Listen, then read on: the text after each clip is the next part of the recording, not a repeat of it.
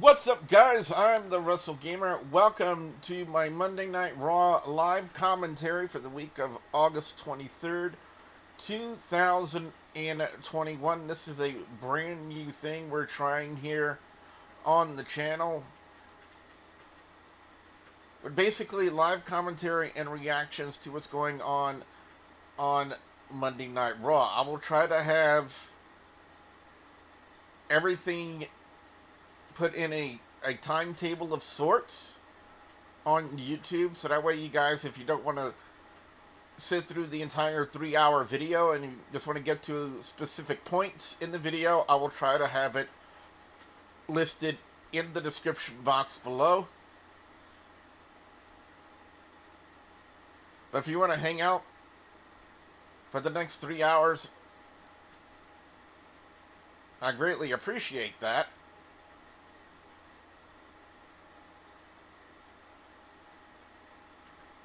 As of right now, I am on my own, and I also like to know that at various points the volume of the TV will be heard.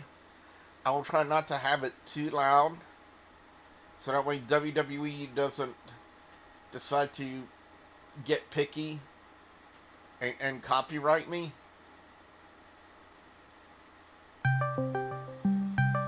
And Studley Man Ashley is calling me right now.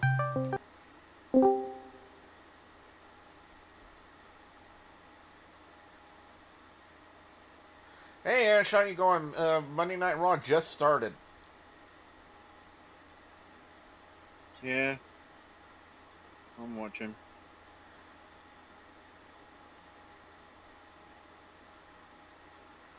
What are you seeing right now? Because I'm seeing like the vignettes from SummerSlam. Yeah, because nobody watched SummerSlam.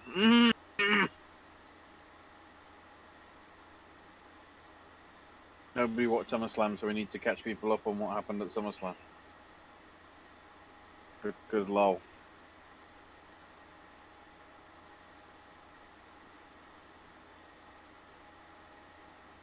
Alright,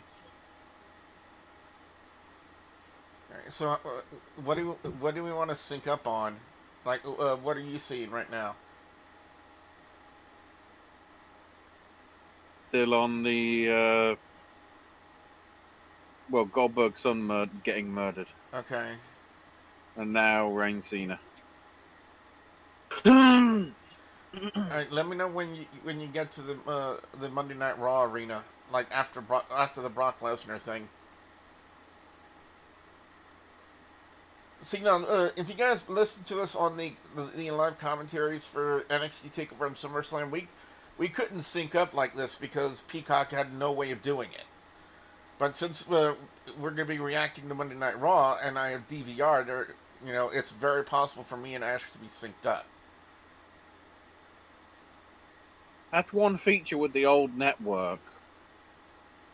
You could actually pause and sort of catch up at your own speed. Yeah. I'm guessing now we can sync up, Billy? Okay. Yeah. That's close enough.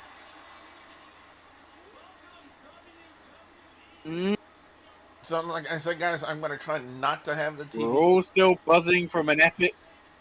Go We're all ahead. still buzzing from an epic SummerSlam. We're all still buzzing from an epic SummerSlam. Well, Jimmy Smith's got to sell it. Even though I it had a was. shit. I had a shit. Oh shit. We're starting with Booby Loose Lou. Franklin.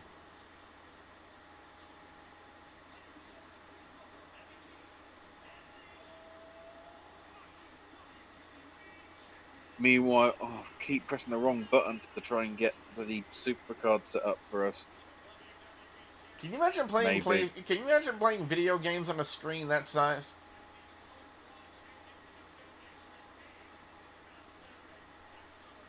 I know over here a few of the cinemas are opening or willing to let people rent out the screens for sort of big screen gaming, so All right, for like I'm not too surprised. for like some esports tournaments and stuff like that. No, just anybody. Oh.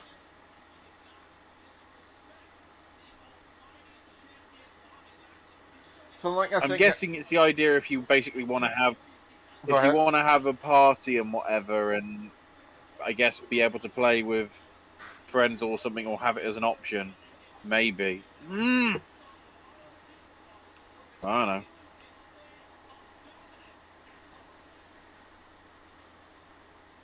So, like I said, guys and gals, for the purpose of the fact that this is Oh going to God, it's be another. a 3-hour video, I'm going to try to have like the various different segments and matches on Monday Night Raw tonight in a timetable, so that way you guys can just skip Oh directly no, ahead. they're doing it again. A lot of people complained about the Go Home SmackDown, rightfully so, because I believe there was 13 recaps. Mm-hmm. 7 minutes in, and we're already on our second recap.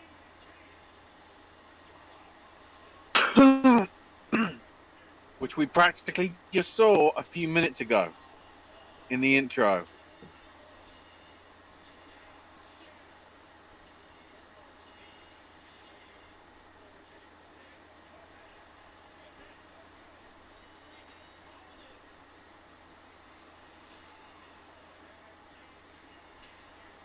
Adam Cole just tweeted a gif of him doing Adam Cole Baby in the NXT UK ring from a year or two back. Wait, when did he do something with NXT UK? Remember when Undisputed Era showed up at, Oh, and they I were think it was going night against one or Imperium. two of the Yeah, tournament? and they were going against Imperium. Oh, it might have been that one then. So that would have been. No, that probably was 2019.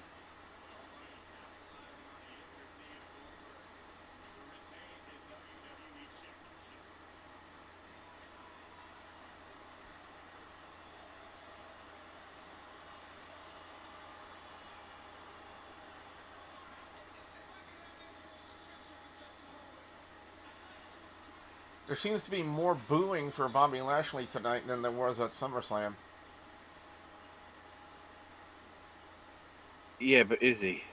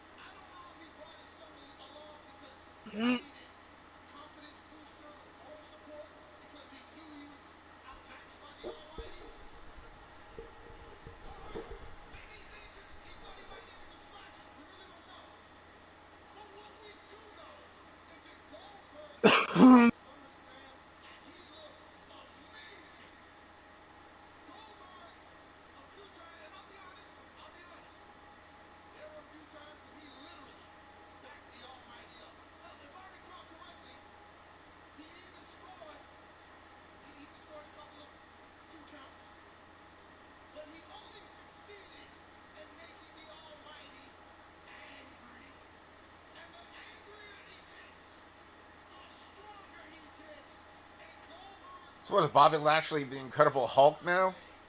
You don't want to see me when I'm mad. Probably.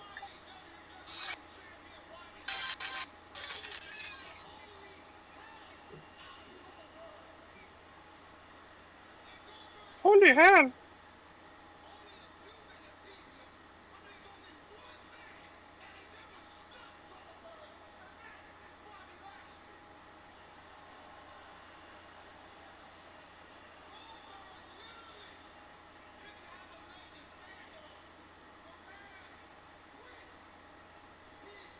I mean, that isn't factually correct. Braun Strowman? Yep. Oh, wait, we can't bring him up. Well, yeah, well, Nick Khan would like us to forget about him.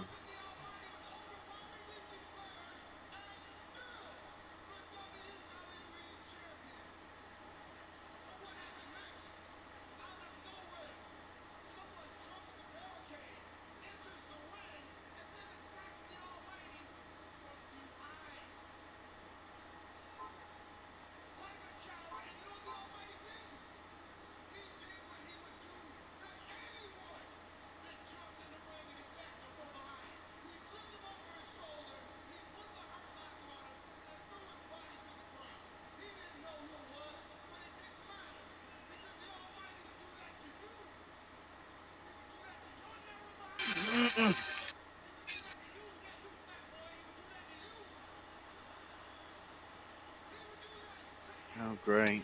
Why does Bobby Also, I've Lashley... just noticed. Yeah, I was about to say, Bobby Lashley's coat looks like he belongs in a golfing tournament. No, not that. Oh, look. It's Monday Night Raw. It's time for a 20-minute promo.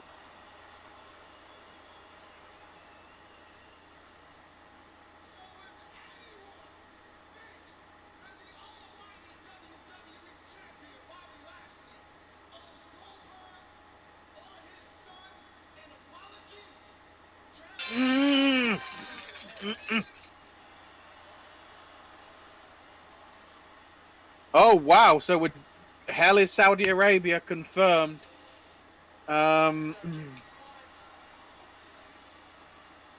What really? We're getting Why? we're getting Damien Priest. Damien Priest interrupting Bobby Lashley and MVP. The United. Now remember, I want everyone to remember at one point in WCW, and it was this stipulation was acted on a few times in WCW's history. The United States champion,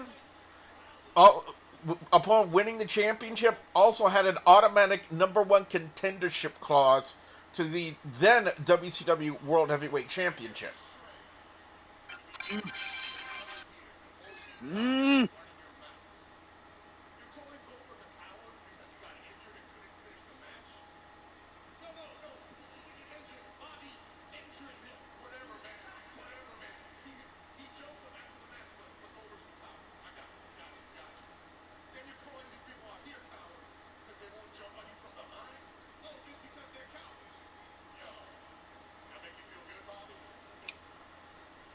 Well, remember where they're kind of taking Damian Priest's new gimmick about him hating bullies.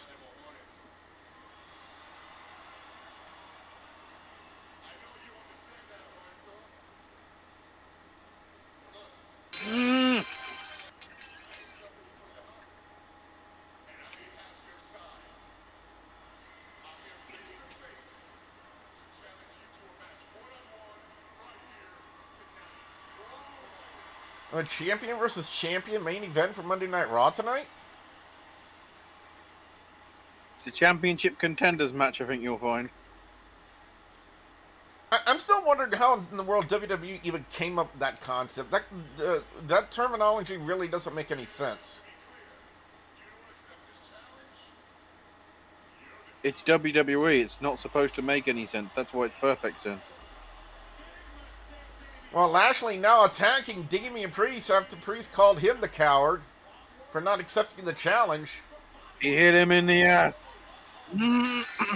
But now Priest firing back here and scores with a kick that sends Lashley to the outside. So I'm guessing this is going to be our main event for tonight. Damien Priest and Bobby Lashley.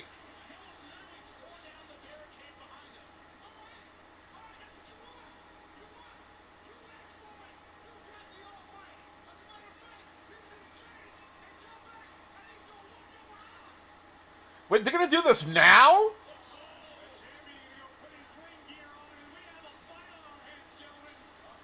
So Lashley's going to go put on his gear now, and instead of having this for the main event, this is going to be the opener.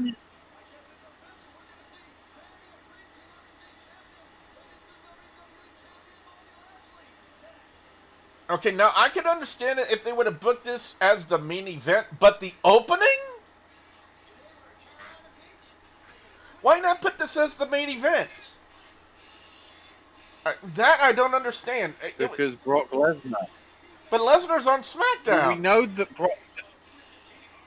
No. I mean, remember he came out to Roman Reigns. He didn't come out to Bobby Lashley. Keep in mind, he just stared him down though. Because literally everybody has been asking for Lesnar versus Lashley. If they decide to do it because SmackDown, Roman is seen as the better draw. What does that tell you about how much they actually believe in Bobby Lashley as champion? And considering the fact that when he first came back to WWE, they heavily teased a match between Lashley and Lesnar, and they never did it. Yeah.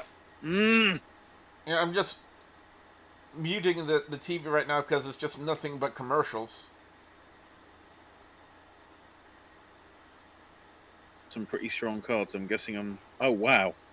I've got some pretty strong cards, and yet I'm not that high up in terms of targets for TBG, Billy. I will tell you this. I do have 3 different Royal Rumble pros that I'm working on right now that are all the summer card variety. I have one for Carmella. Mm-hmm. I have one for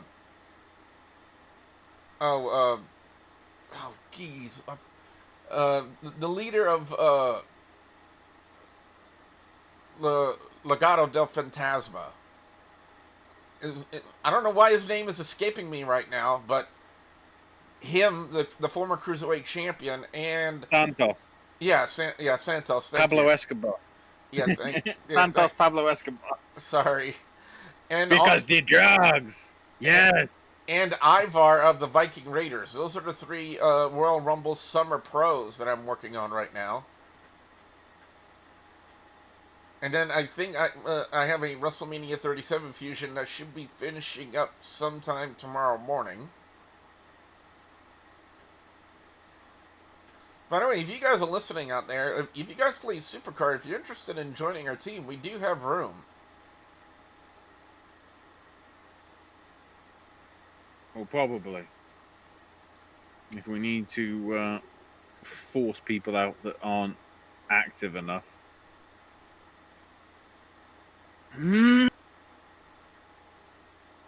Spots will have to be needed in contestants RAW.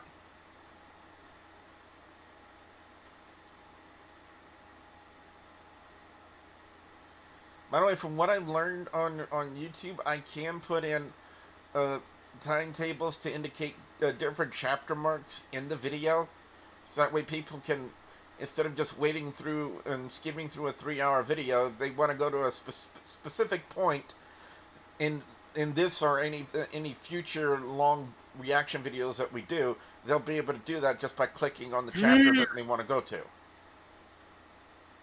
Yeah. And now we're going to redo Lashley's entrance. Because reasons.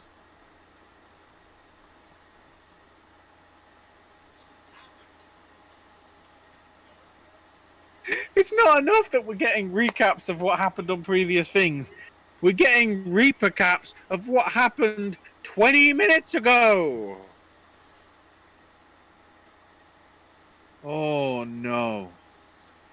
Yeah, I'm not exactly sure how I feel about this. Like, I still say this, if this was properly booking, a champion versus champion main event would have been a solid finish for a Monday Night Raw. That's just my opinion on it. Which makes you wonder what is. So should I try to call this match as a commentator, or should I just try to react to it? No. Neither? This is WWE.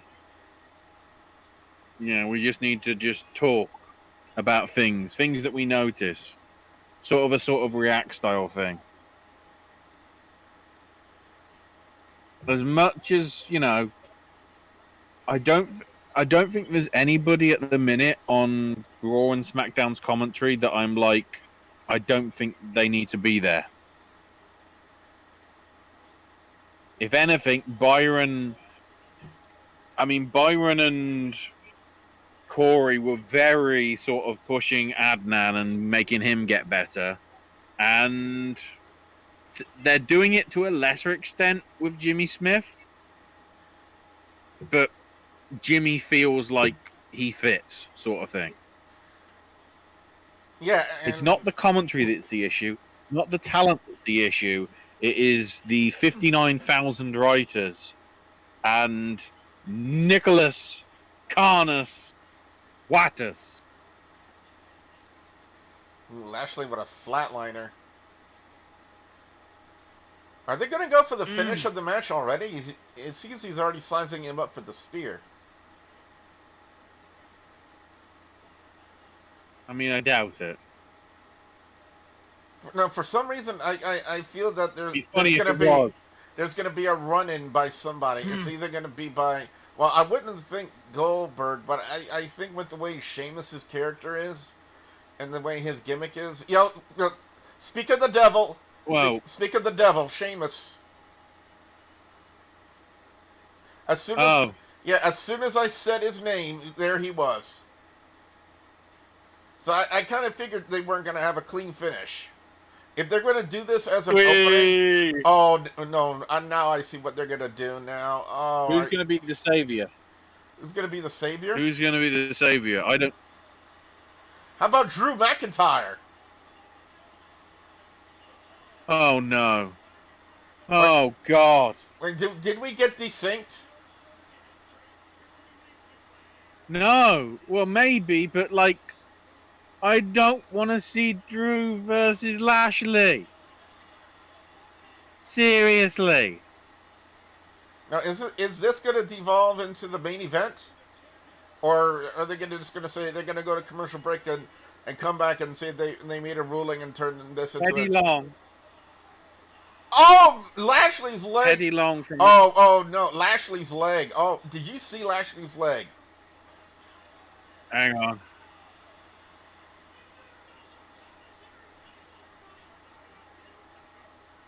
I'm gonna have to rewind on that.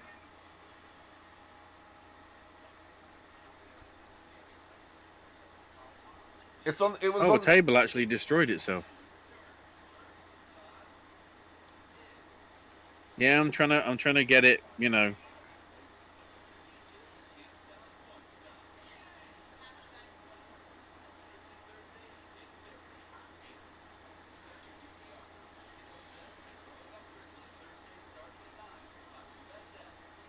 Well, that did not look great. Yeah, especially the landing of his leg. What a great time to have commercials. This is going to pick up a tag team match, and then the medics are going to come and it's like, we wanted you to have a tag team match, but the ref threw up the X because Lashley is going to have to vacate his belt. Tell you what, that one-on-one match barely went 4 minutes according to my timer. Yeah, I don't think it was even that. Who the hell knows?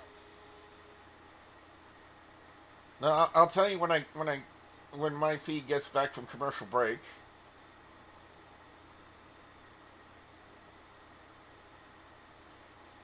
Also, don't forget, ladies and gentlemen, Pro Wrestling 225 presents Conflict in Acadiana, live August 28, 2021, at the Como Rec Center in Lafayette, Louisiana. If you guys want more information on this and our upcoming event in Columbia, Mississippi, the Mayor's Cup, be sure you check out Pro Wrestling 225 on Facebook for all the details.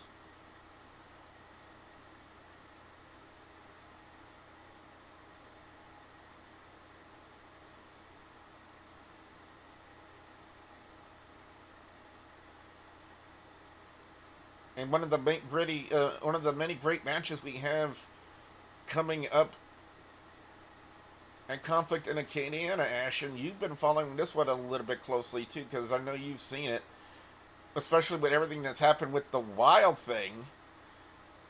It's going to be Wild Thing Mm-hmm. versus the Rocket versus Mustang Mike in a triple threat match.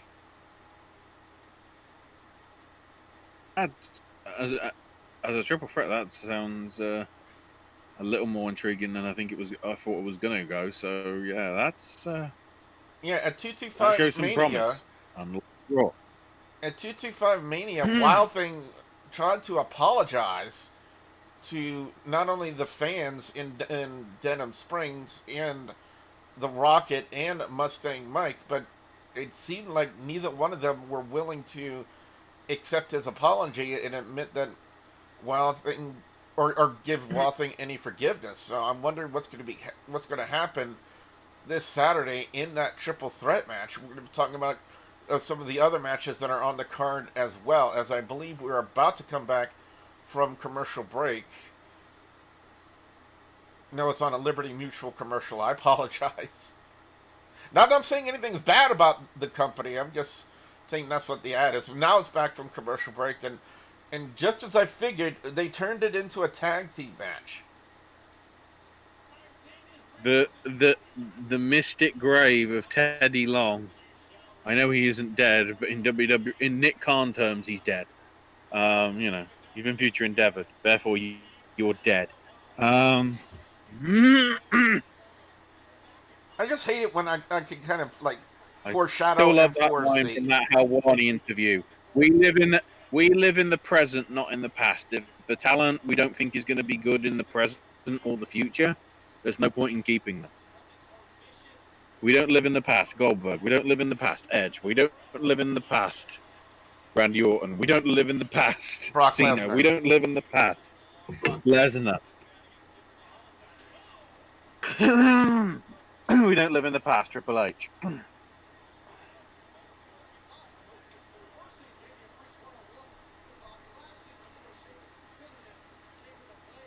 But yeah, like I said, I kind of hate it when I foreshadow what they're doing, and I think that's attributed to the, as we've already discussed, the lazy writing of WWE creative. I mean, if there are people To be out fair, there, that's not foreshadowing. That's five. That's not foreshadowing. That's 5, 6, and 7 shadowing. It's that obvious. yeah, I mean, as soon as the one-on-one match with Lashley and Priest started, I make one mention of Sheamus's name, and then boom, he runs out to the ring to attack Damien Priest, and I'm like, jeez, I'm like, really, it's that predictable that they could do something like that. I miss the days when, that we didn't know what was going to happen. When WWE actually had us As soon as on I the. saw, as soon, as soon as I saw coming up, Nikki A.S.H and Rhea Ripley versus Nia and Shayna, who I didn't think were a tag team anymore. Why should I care? Seriously.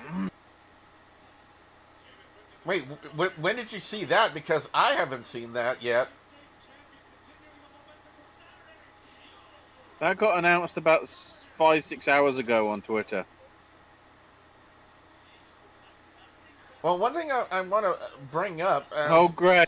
as we're still looking at this tag team match with McIntyre and Priest versus Lashley and Sheamus. If you recall back to there was a tag team match. I think last week or a couple of weeks ago with Rhea Ripley and Nikki A.S.H taking on Charlotte and a partner of her choosing, and it was Nia Jax, and they had an interesting segment where they showed Shayna Baszler with a deck of cards just glaring at the monitor. So I'm wondering if something Yep. like that is going to be taken into consideration as Lashley just rammed Priest ribs first, and they can even see a welt mark on the left side on the ribs of Damien Priest as well. Now I'm not saying it was from that move alone; it had to have been from something else, but you can clearly see it on his left side. Oh, yeah. You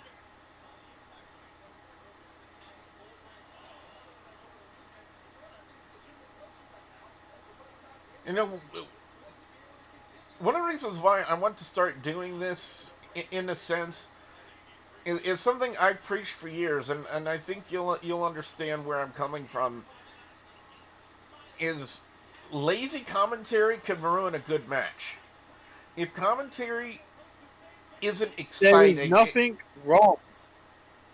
well, I'm not saying. There is nothing wrong with the commentary. Well, I'm not saying there is, but I'm just talking about in general. In general, sometimes bad commentary can ruin a match, no matter how good it is. You know, if commentary is not into it per se, and they start talking about other things other than what's going on in the match, Oh God, another commercial. yeah.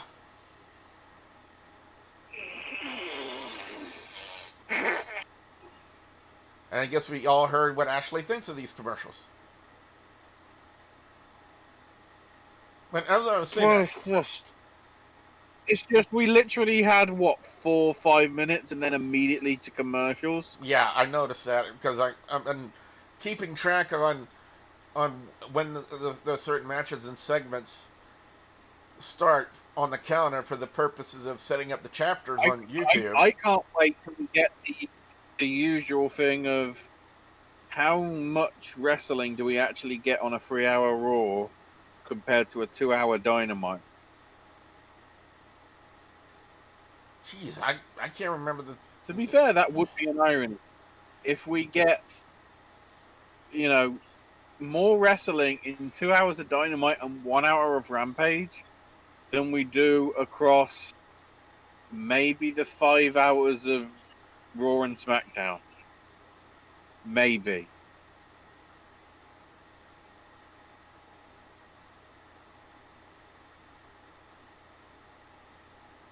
We'll have to see. I'm intrigued. In a bad way, but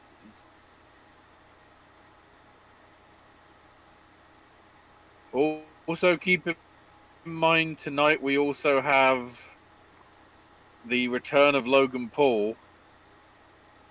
What? Hang on. I need to double check this. I don't think it. I think it's him, not Jake. That's in that special boxing thing. That's going to be on pay-per-view, where he's taking on MMA fighter Tyron Woodley. They just showed the ad again for We're getting a Vacation Riddle Friends. and Orton celebration. We're getting a Riddle and Orton celebration. The whole Nikki thing with Ripley, like I told you about. And yeah, Logan Paul will be a guest on Moist TV with Morrison and The Miz. Oh no, it's Jake Paul versus Tyron Woodley. But let's be honest, he's probably going to hype that up as well, to be fair.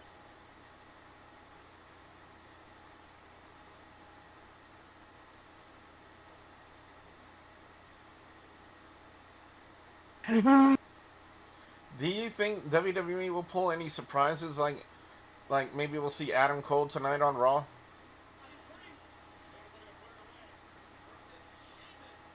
Back from commercial break, by the way.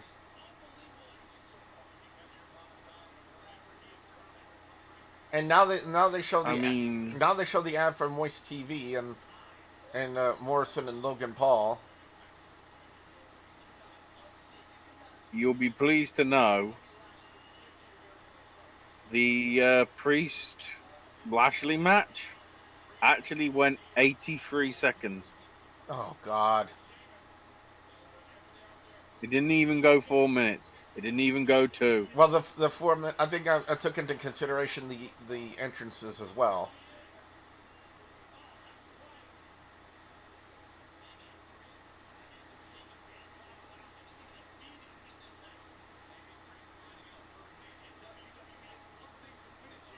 So they're taping tomorrow's NXT tonight, and then tomorrow they're taping 2 NXTs for the following 2 weeks.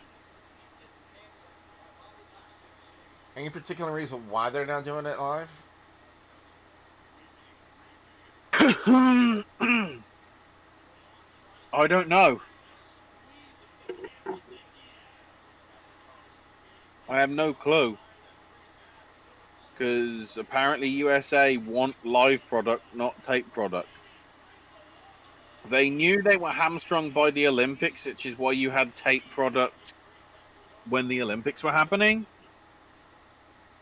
But there's nothing major going on Peacock, so who knows?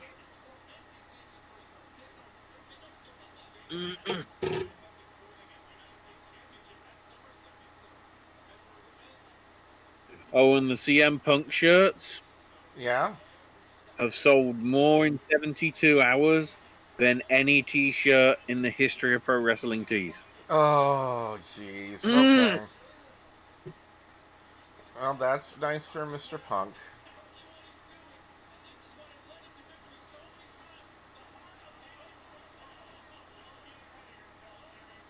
I mean, to be fair, that shows you there is still interest. No, don't get And me I wrong. think the ratings were like 1.1. There's always been interest in CM Punk. The ratings were like 1.1 million, roughly.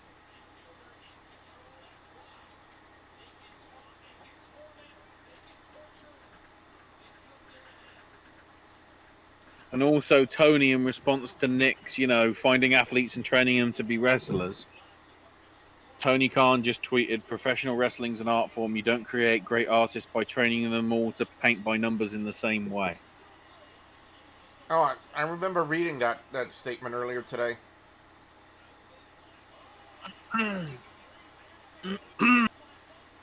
I think we may be reaching the hot tag moment of the match.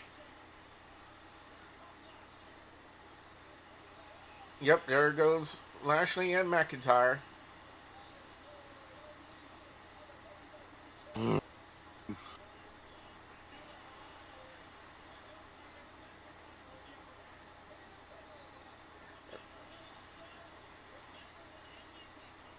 Oh, and Nick Khan's sister is the showrunner for Young Rock. Really? Of course.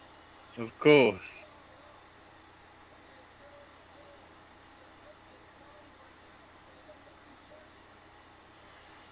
Of course.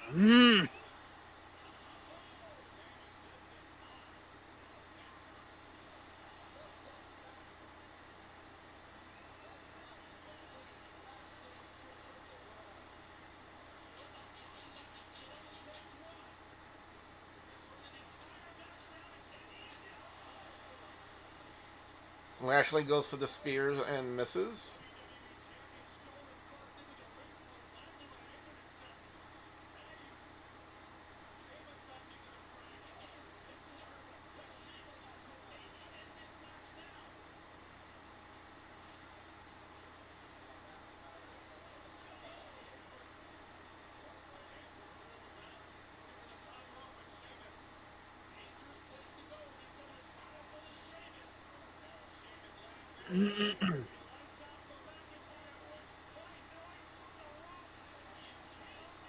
Avalanche white noise. We're still only on the opening match of this show, and we're nearly an hour in. Yeah. And that isn't like in a good way, like this is a good match. This is sort of a color by numbers match. Not to use that terminology again, but it just feels right.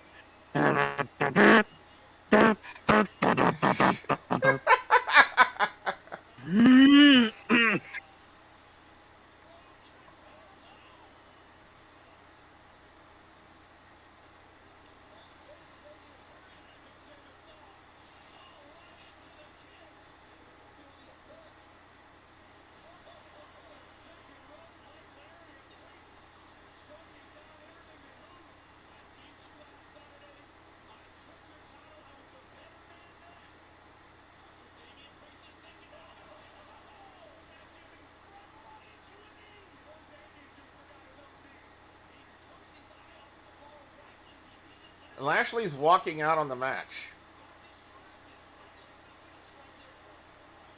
probably because he's actually injured and like, I need treatment on this leg. You absolute bastards.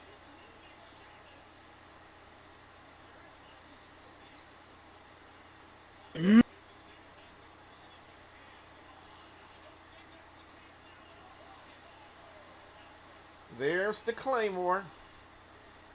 And there's the ending of the match.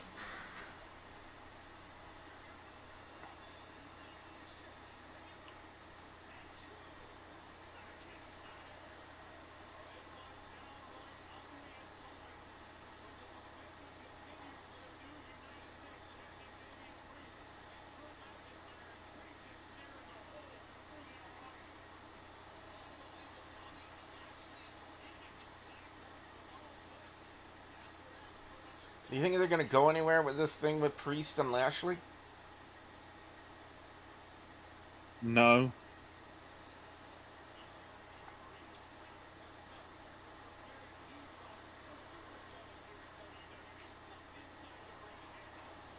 And now we're going to go to Eva Marie and Doudrop.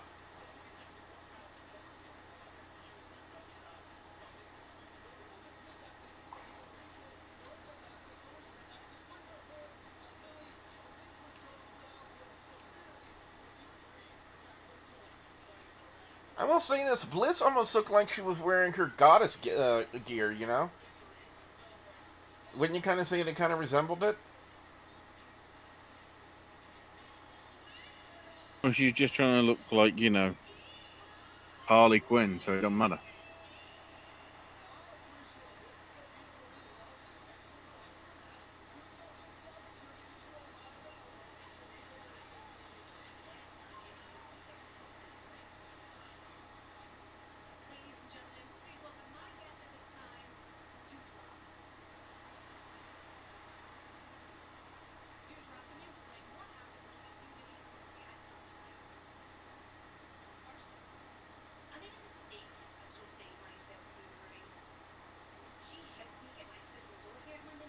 Can she have a name, please?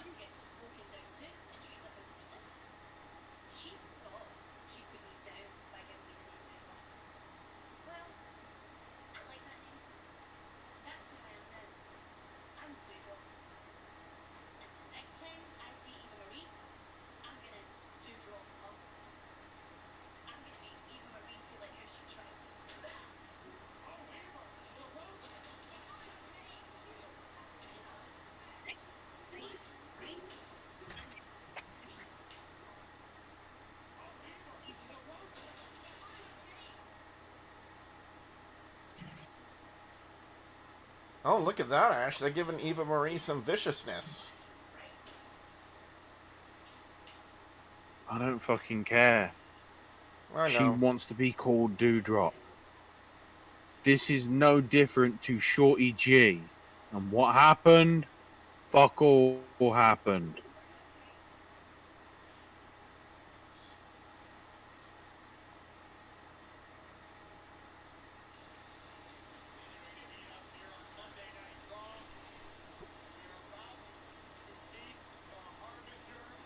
Oh, wow! Wait, what the hell? Here is Killer Kross, and the crowd is like... What the fuck?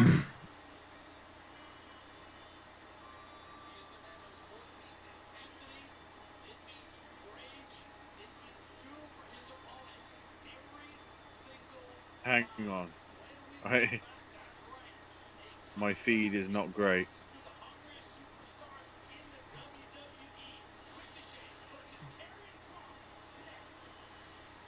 What the hell do they got him in? What the fudge, man?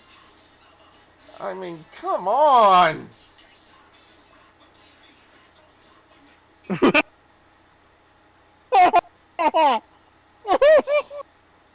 Talk about taking the dark gimmick from NXT and just royally flubbing it up. I mean, come on! They had it right in NXT. It looks like what's his... It looks like the guy's name that I can't remember from Mad Max 2. Oh, I've never seen any of the Mad Max movies, but I think I might know what you're talking about. All I will say is it reminds me of the line Immortum Joe used in Mad Max Fury Road. I've got to put my.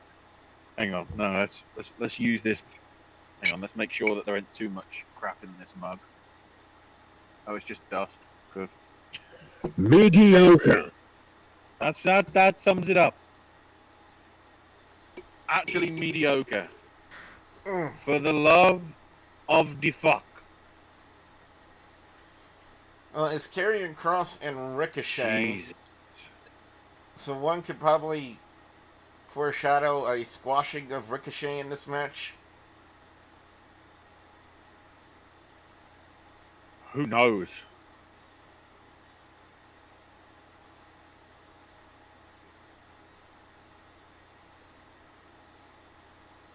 But that outfit, oh God. They had the post-apocalyptic thing right with him and Scarlett in NXT. And they executed it properly. This crap doesn't exist. and the crap they got him in tonight is just so unbelievably stupid.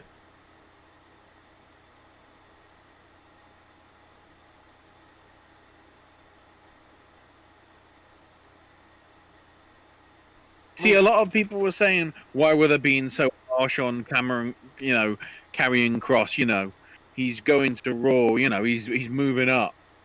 And then you see him in this gear.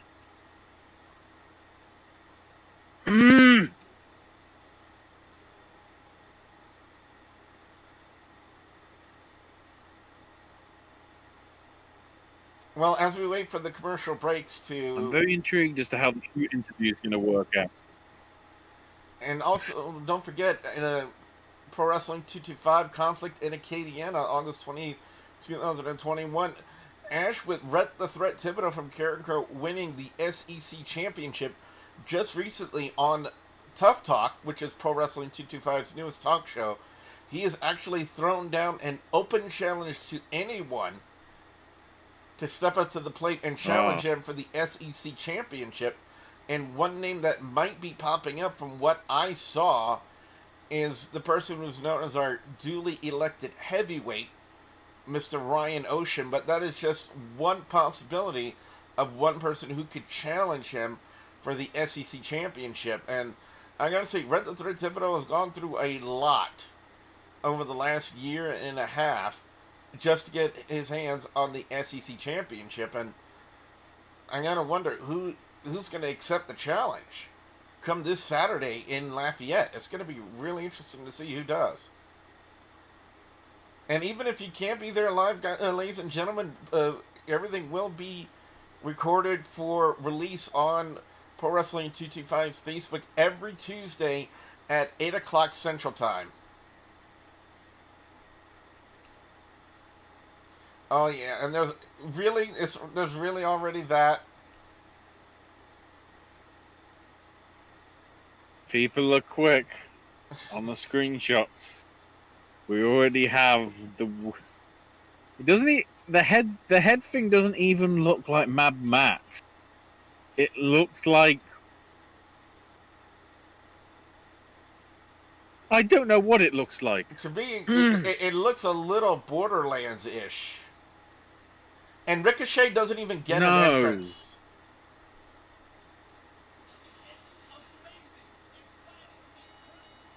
He's got red suspenders. Oh, God. Oh, that just looks... Oh, they just turned him into a clown. I'm sorry. I'm sorry, but it's just too clownish. It's too clownish for my taste. I mean, it looks just absolutely horrible. How in the world is that supposed to represent post-apocalyptic gimmick? I will never know.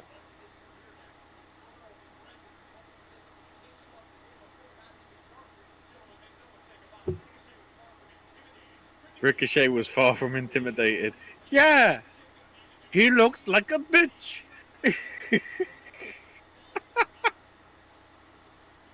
Also, looks like he's got some medical tape on his right leg. I wonder if that was from a minor injury he might have.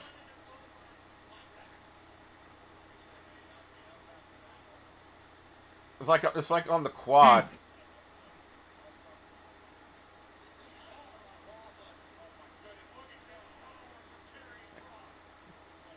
Power Just bomb, wow. power bomb into the fireman's carry into the Doomsday Saito. And just like I said, as he applies the straitjacket, a squashing of Ricochet. Listen to the crowd. They are not booing. They are not cheering. They don't care. They're just sitting on their hands and do not care. Because, spoilers, Vince, most of the people that watch NXT are not the people that, well, I say that. Most of the people that watch NXT also watch Raw, but most of the people who watch Raw do not watch NXT.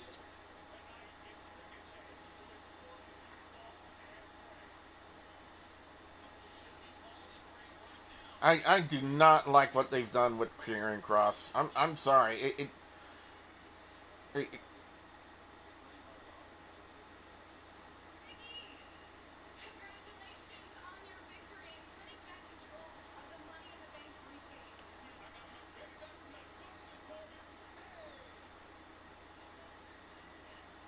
you know something I've noticed. I don't know. Oh, so Logan was at SummerSlam apparently.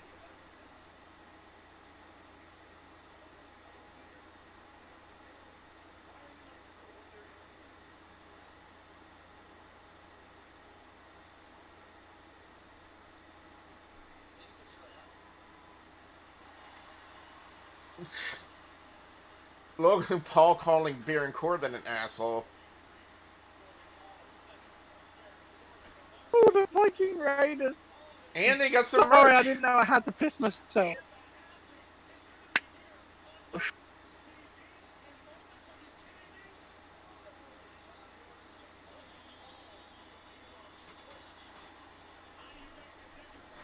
Now they're going to do Moist TV. Yeah, that's the second hour. We had basically 2 matches over the space of an hour. Well, yeah. Maybe.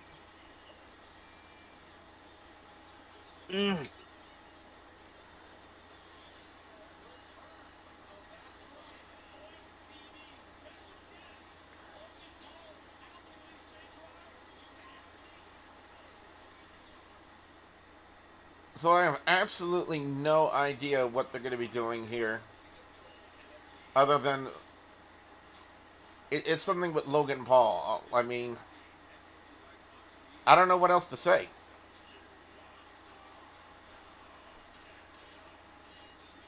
Just don't go to the Japanese suicide forest. I'm still amazed that they've, apparently he's exonerated his crimes of that.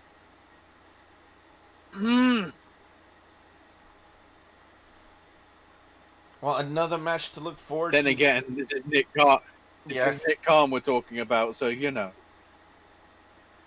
Another match to look forward to this Nick Saturday at a Conflict in Acadiana. Oh, It's going to be the return of the ring wrecker Vordell Walker as he takes on the man simply known, and you know him as the King in PW225, Ash King Rob Love. And I don't know, I think maybe Rob Love may have gotten in a little bit over his head getting in the ring with someone like Vordell Walker.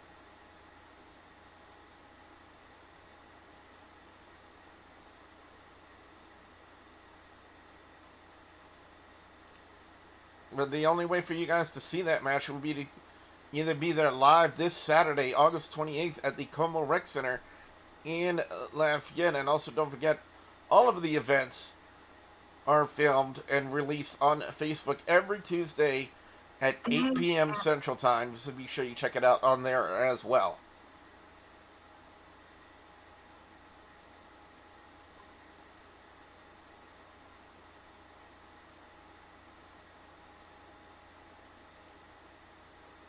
And you remember our old friend Cody Hawkins, right, Ash? Mm-hmm. He's going to be in action against Michael White's lackey, Thaddeus. Now, apparently, Mr. Thaddeus has an issue with me calling him just that, the lackey of Michael White. And the only thing I'm going to say here, live here on my channel, is Mr. Thaddeus, if you want to assume that I'm going to run from you, I'm sorry, you're sorely mistaken, sir. I run from nobody. So if you have an issue with what I've said about you and calling you Michael White's lackey on commentary, please see me this Saturday at Conflict in Acadiana, and we'll have a nice little discussion about it.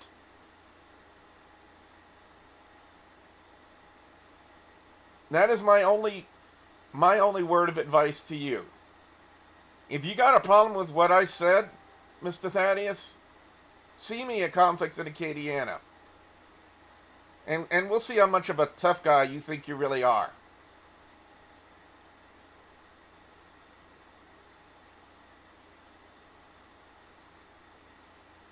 Because unlike some other commentators, I don't get pushed around.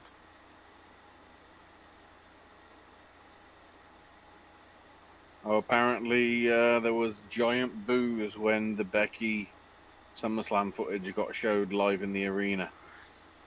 I'm not surprised, considering how invested they were in Bianca Belair as champion, and then they just straight up buried her with Becky Lynch, and I think by doing that, I think Becky Lynch might have lost a great deal of her fan base from doing that.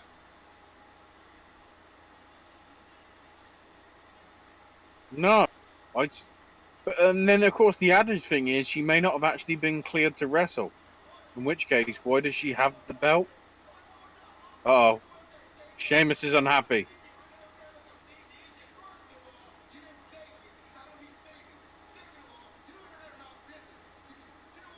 He said Egypt.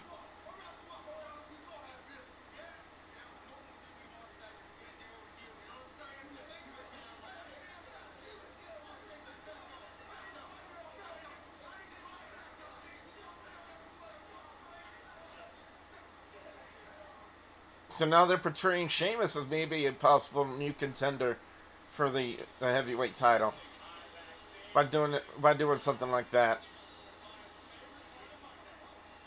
Because there is literally nobody. Oh God, do we have to have the rubber duckies in the pool?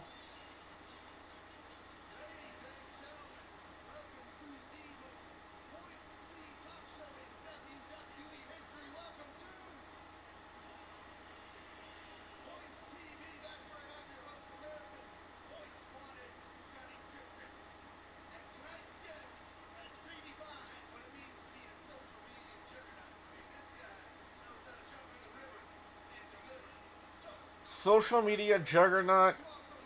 Oh, I that makes me sick thinking about that.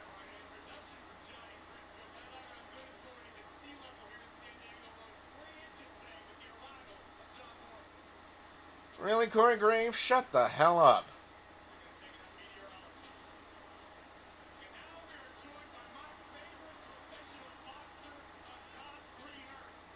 Your favorite professional boxer on God's green earth? Really? And he's getting booed.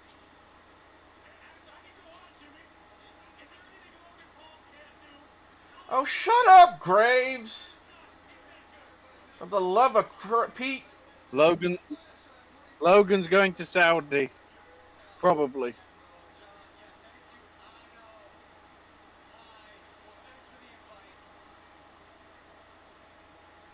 WWE, take a hint and look at how the crowd is reacting to him.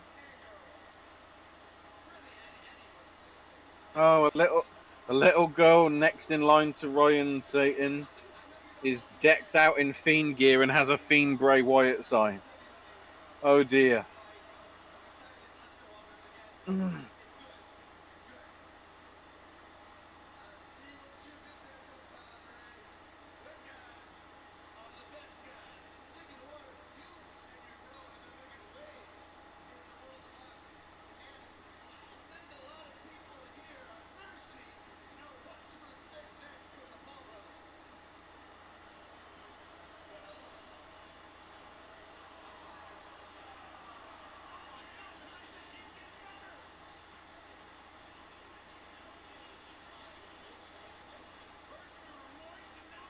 Oh God, don't tell me it's gonna be Logan Paul and Miz and Saudi. Please tell me that's Miz just got popped. Miz just gets popped, even though he's supposed to be the heel. What? and, and he's in his ring gear, so that leads me to believe that he's gonna be working a match. He's facing Morrison. Wait, when did they break them up? They haven't, but they've been teasing it, haven't they? This is Miz TV, except mysteriously it's now called Moist TV.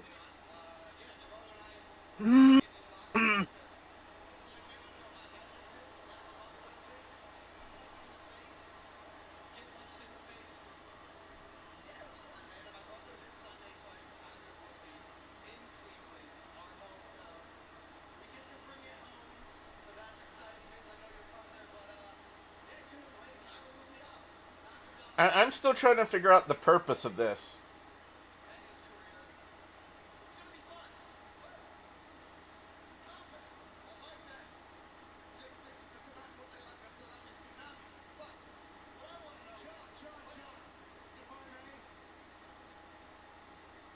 Oh, he's gonna do it again.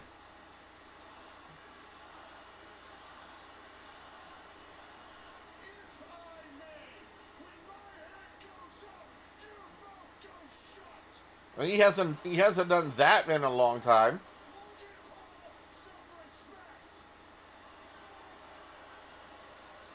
He did it yesterday. Well, Saturday. Oh, he did? I didn't. Well, then again, I had the Peacock stream on mute, so that's why I couldn't tell.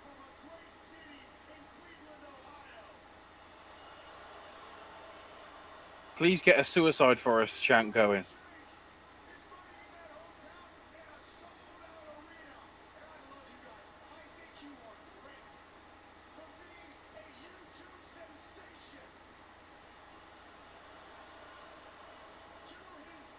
Someone's got a sign that says "Game Don't Wait."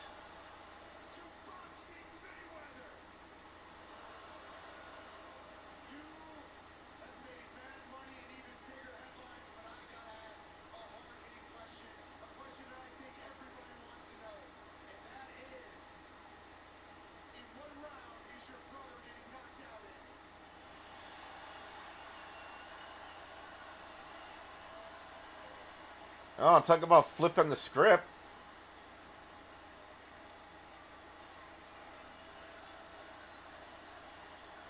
In one sentence, Miz went from heel to face. Despite everything that made it look like that Morrison was going to be the heel, Morrison was going to be the face. I guess Miz is the face now because Reasons?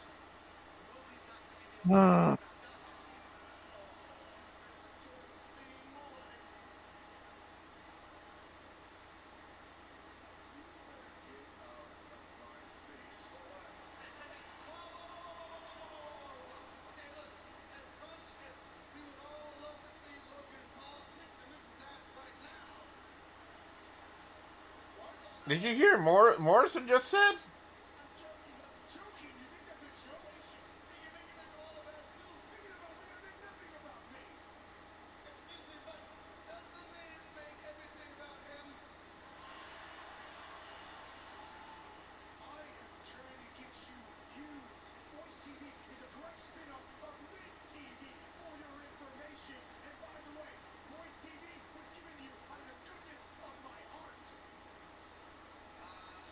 Oh wait, so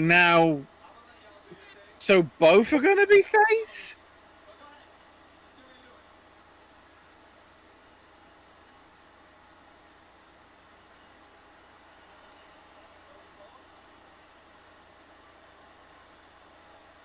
I can't agree with the crowd. No, no, no, no, no. Hey, hey, goodbye.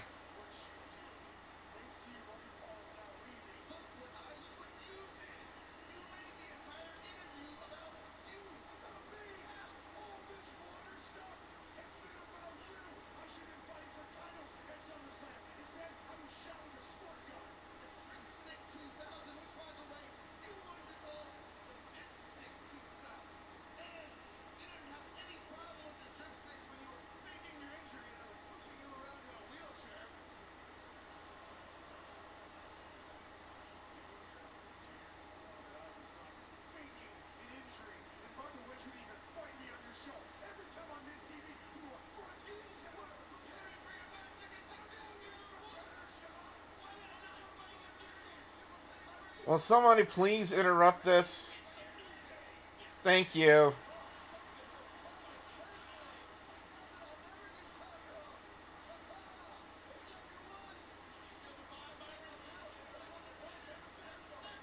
Actually, look at the screen for New Day, or for Xavier Woods rather.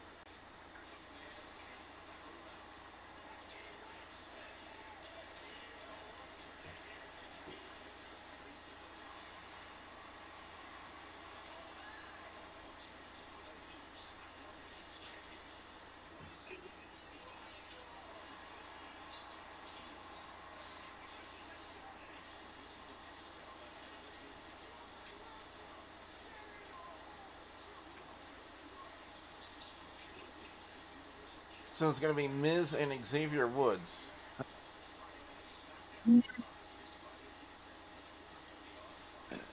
Um, yeah.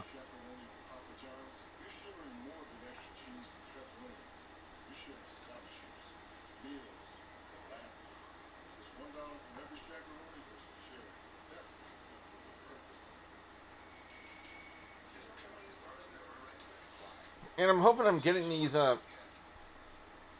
timetables down, or time tags down properly for the YouTube audience.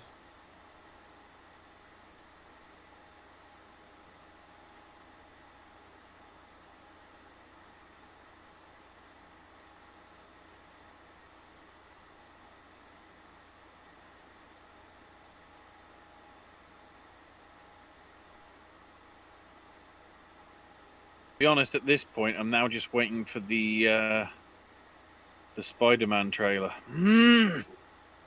Also, that's what I was seeing on Twitter about that. Oh, apparently, somebody's managed to get to the actual Sony Pictures YouTube channel and see what's getting uploaded, Uh huh. and one of them apparently Spider-Man No Way Home, allegedly.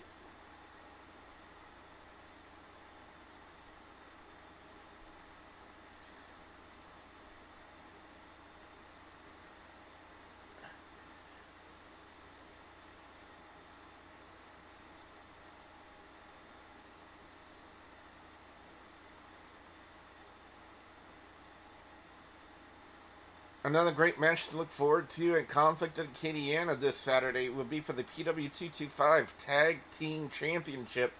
The Overboards, Jordan Shaw and Christian Blake,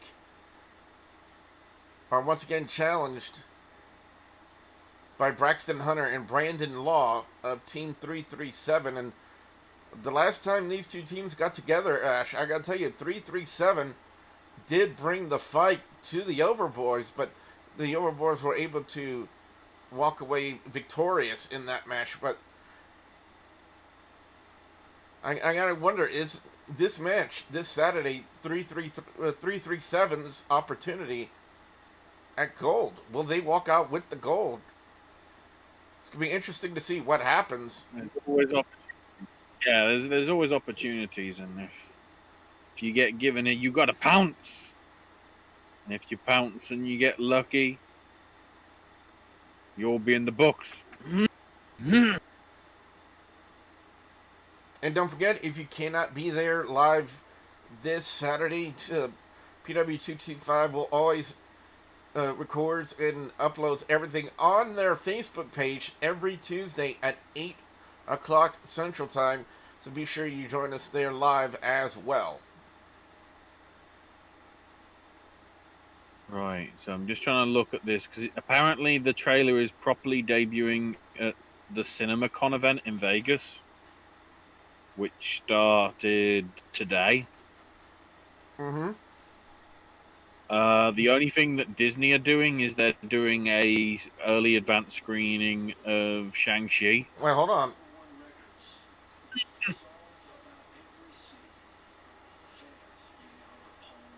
Hang on. I mean, this was the part 2 promo we saw last week, wasn't it? Oh yeah, it's just that again. It's not new. So, does that mean we're going to get a new one later tonight?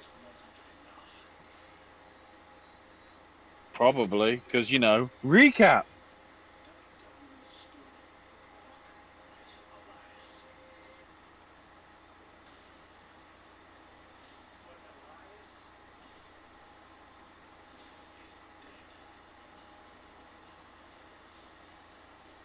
So, what's he going to be now? The Drifter?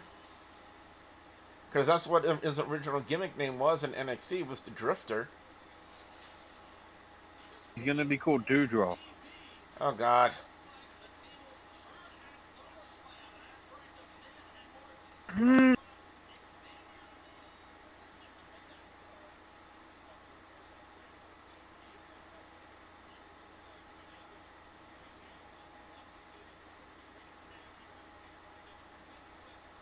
Tell you what, New Day's new entrance video looks like the first level from Super Mario World.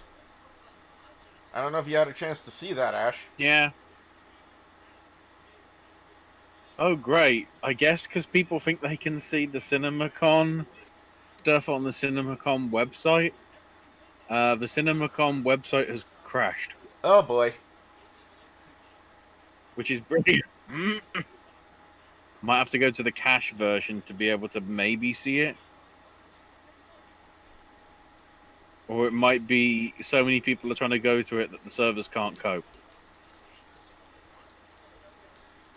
Also, I see that NDR NWO style logo on the back of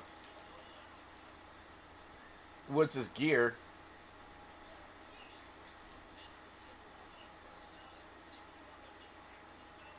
So I guess that means they're done with the Power Rangers gear for the New Day. Oh, good. There's a PDF actually saying what's going on.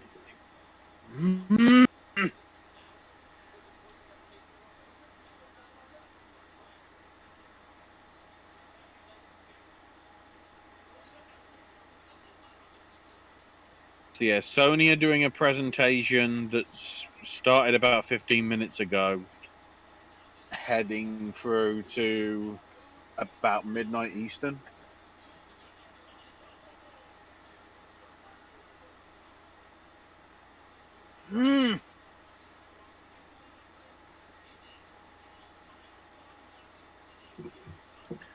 It's a 3-hour presentation as well from Sony as to what they're bringing out. And then they're having a fancy dinner reception afterwards, because of course they are.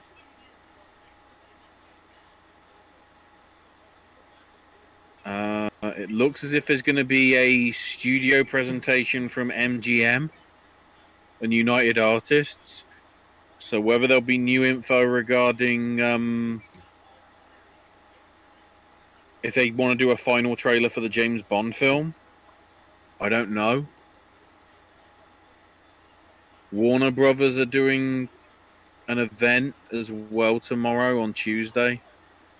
And then Wednesday, Neon, who are one of the indie sort of things, but are gaining some stuff. And there's the Wow, a 9:30 a.m. showing for Shang-Chi. What have been the reviews for Shang-Chi? Overall positive, which I'm not surprised about. Universal Pictures and Focus Theatres, which is the same thing, are doing their presentation on the on the Wednesday as well. And then Paramount, by the looks of it, on Paramount and Lionsgate on the Thursday. So there's no actual sort of Disney thing.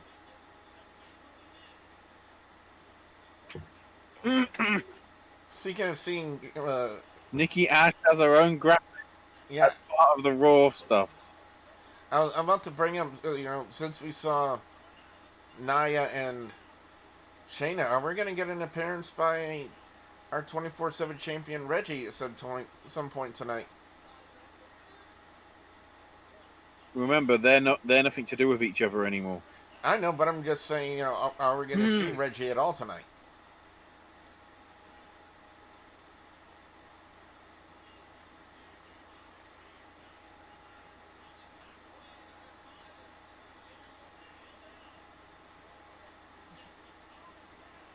What the hell is Morrison doing? Why? What the hell? Morrison is taking the dipstick and he is wetting the mat area leading into the steel steps.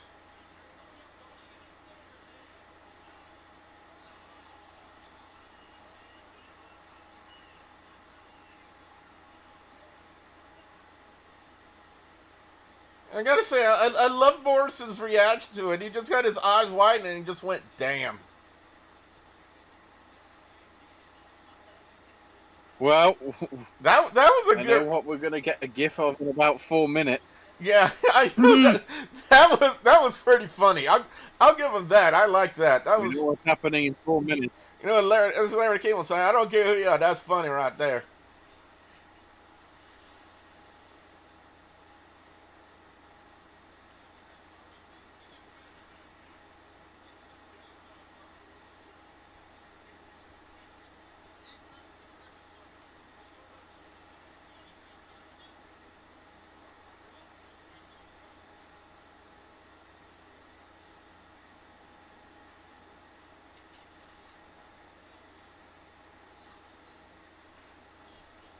And Ash, do you know what we got for our main event in Conflict in Acadiana?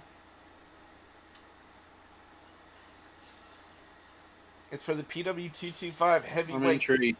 For the PW225 heavyweight championship, the man simply known as Purple Haze will be defending his title against the man who he stabbed in the back at a couple of shows ago in Mississippi, the amalgamation Corey Constantine.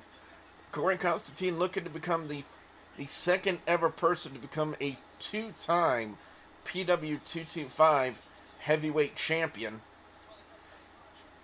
Right now, the only person who is in that list that we can call a two-time PW225 champion, the Mad Dog, Gil Gracie.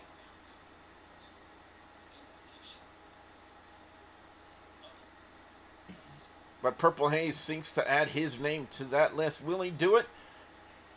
The only way to find out is to be there August 28th, 2021 at the Como Rec Center in Lafayette, Louisiana.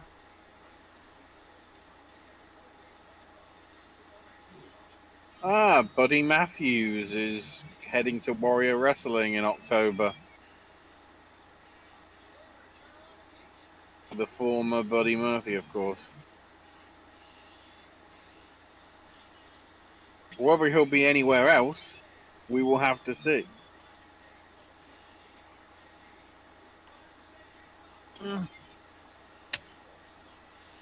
And talk about a couple of names that we know, Ash. Another matchup that's going to be happening this Saturday. Our old friend Chase Matthews from many years ago when we did the podcast on Blog Talk Radio. He's back in action against someone we also know very well from our history here in Louisiana, the Mexican Giant. Promising.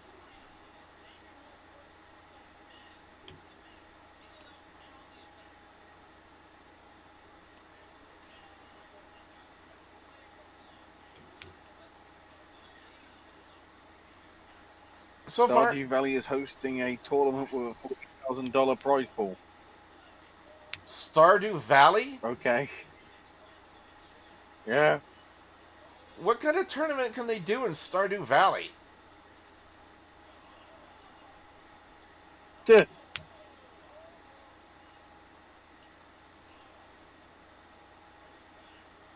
Who knows?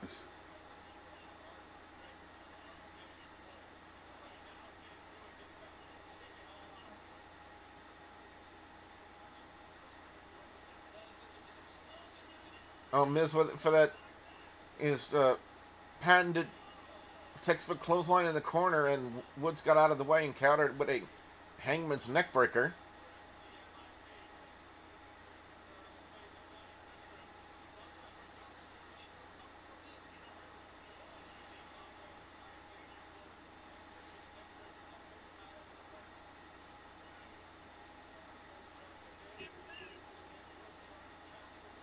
I wonder if during the commercial break someone took a bob to that wet area on the mat that Morrison did so he could do that slip and slide spot. And also look at the chest of Miz just lighting up with welt marks all over it. Well, you know, I guess Volta and Dragunov caused people to go, we should do that. Yeah, Miz taking stiff shots from Woods on those chops. And a tope con hilo from Xavier Woods. I learned that from Excalibur. Thank you, Excalibur.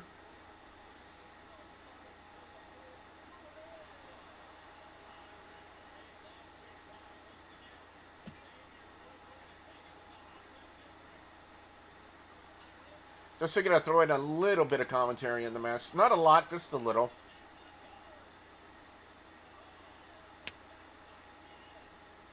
Since I don't think we really talked about this match too much at all. Or any of the matches really, that for that matter.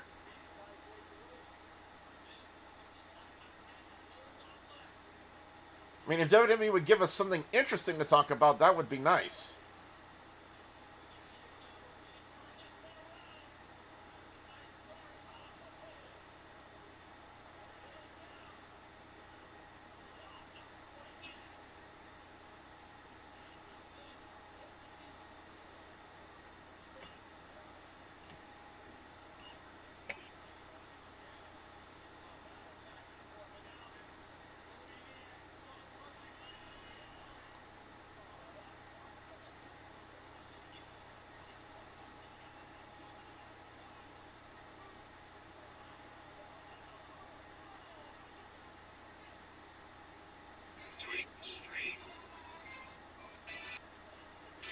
Second goof up by Morrison.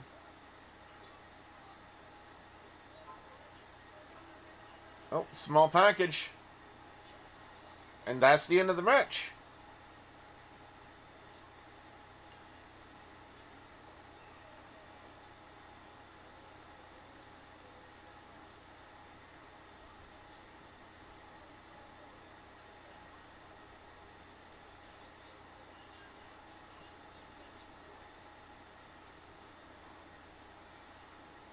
And they gave that match, what, a good 14, 15 minutes?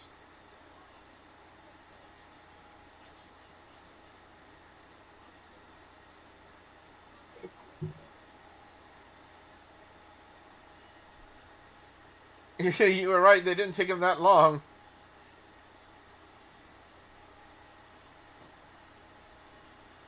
I might have posted it earlier if I was actually watching Raw properly.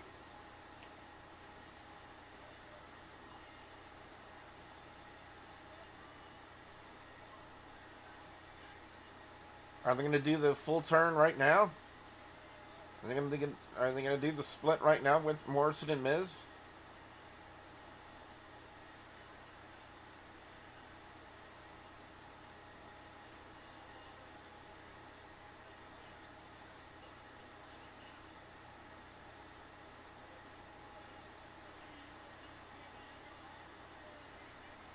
I see.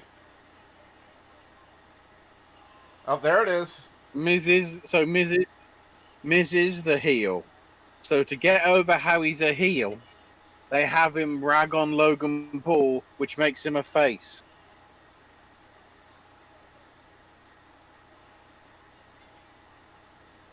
Great.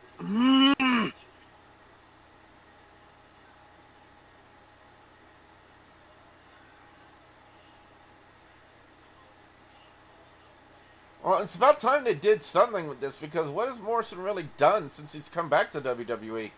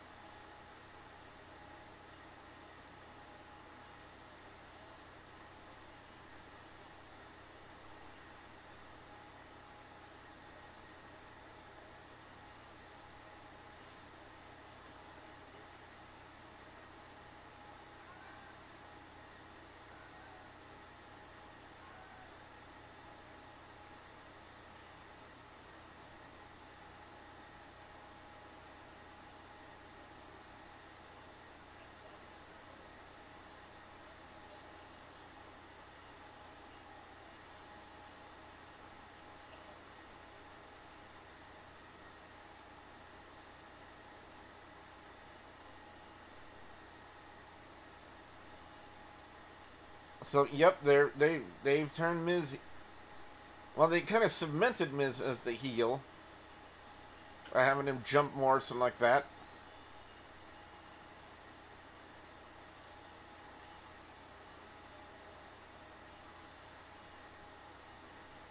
Why, Miz? Why? Really, crowd? Really?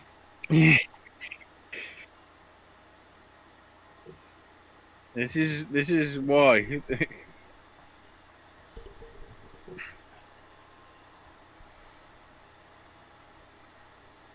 Why Miz? Why makes so much sense? Because they don't give a damn about anything else. That is a factual statement. Keep in mind though, this started with Miz being a face because nobody gives a damn about Logan Paul. I'm guessing the I way. am intrigued to see how edited down for the YouTube clip. Oh wait, hang on. Recap. Which leads him to believe the women's tag team Gotta match is have our next. recap.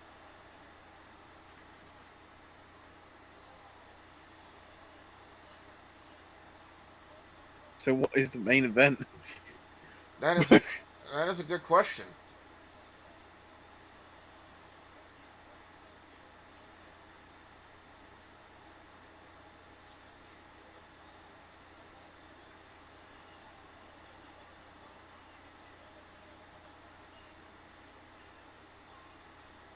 I mean, if the show was booked properly, I would have put Priest and Lashley as the main event, champion versus champion. There's enough drama right there to make a good main event.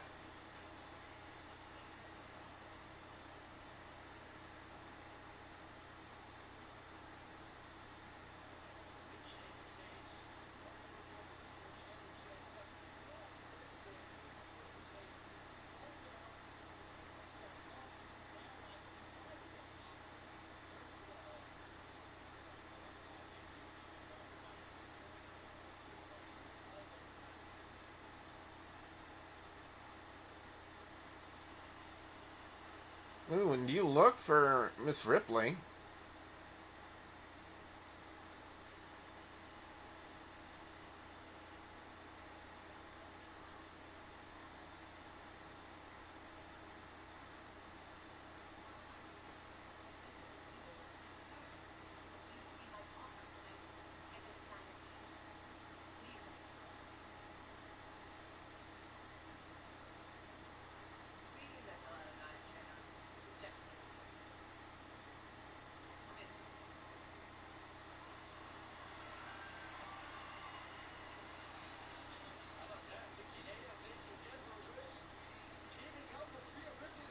Well, I guess that's not next.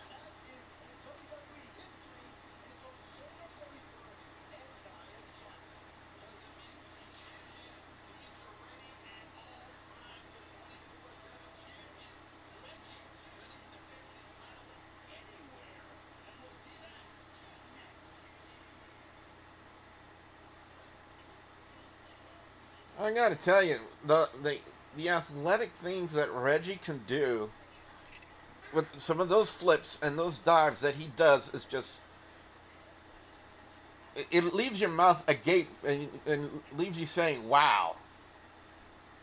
Because you wouldn't think yeah, you wouldn't think Reggie would be as athletically gifted as he is with some of those dives that he does.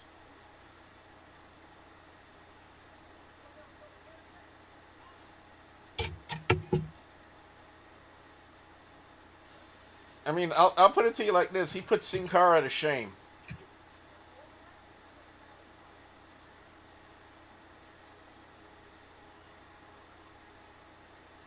He will put Sin Cara to shame.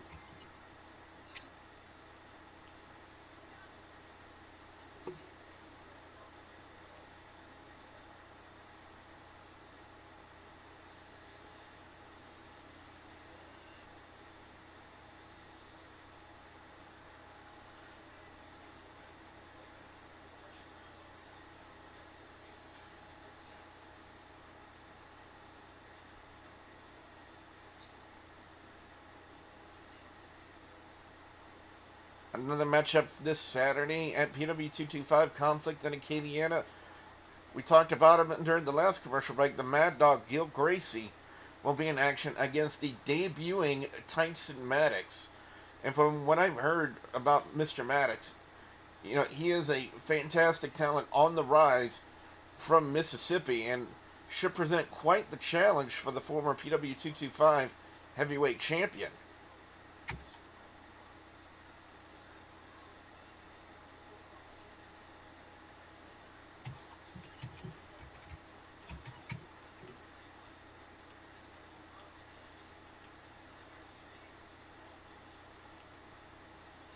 And again, if you guys want to check out this event and any information on our upcoming events, like in Columbia, Mississippi in September for the Mayor's Cup, be sure you check out Pro Wrestling 225 on Facebook for all the details on this and all of our events.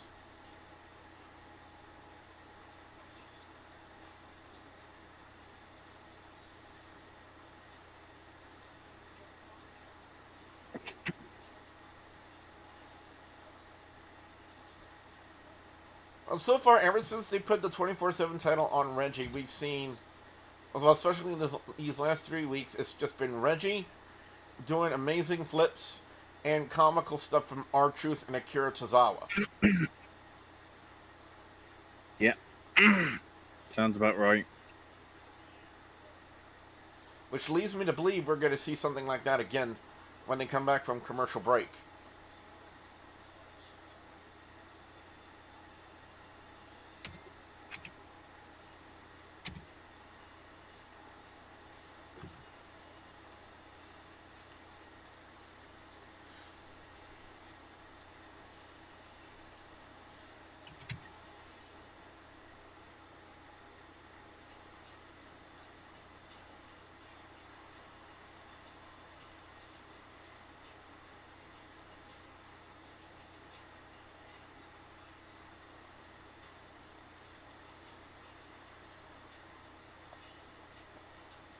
Yeah, I still firmly believe WWE screwed the pooch by bringing in Becky Lynch when they did.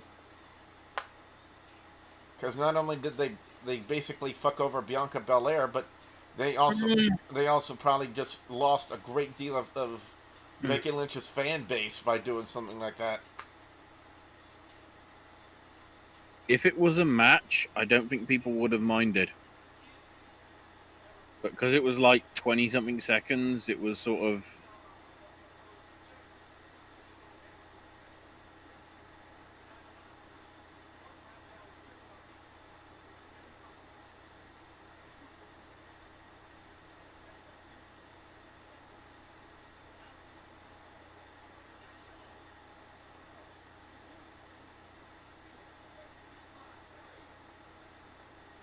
Wait, what? He's giving him ice Wait, cream. does that mean R-Truth is the swamp monster? Does that mean R-Truth is the swamp monster?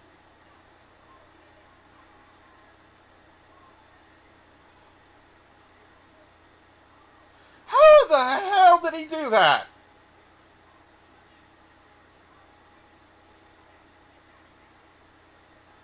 Jeez!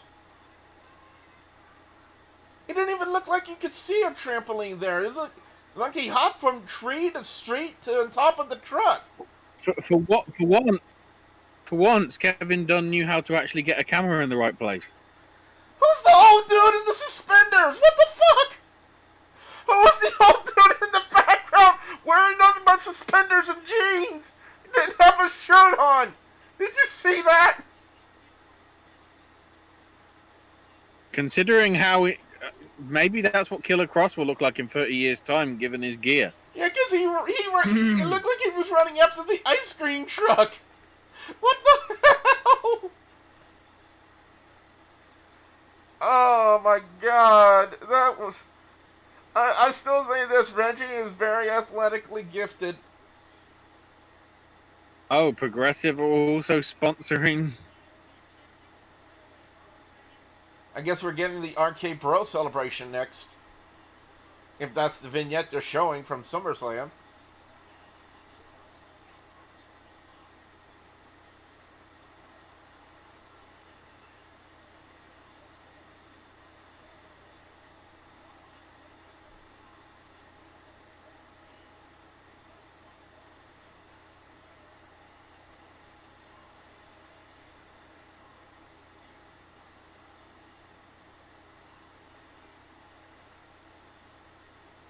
Dude, Reggie would be good on American Ninja Warrior, I'll tell you that.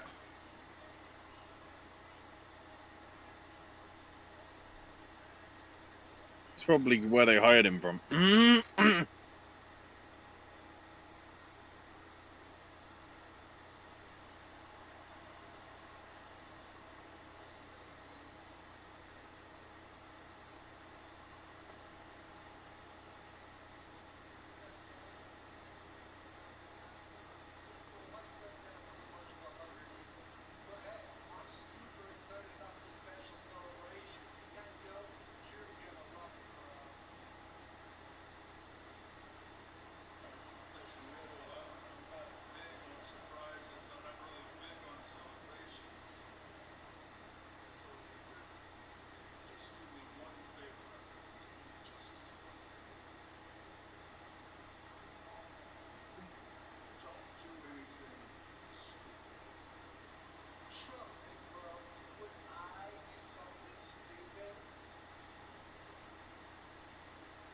Oh my god.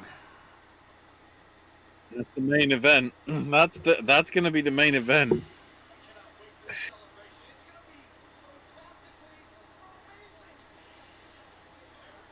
Oh, great. Jinder with column A and column B.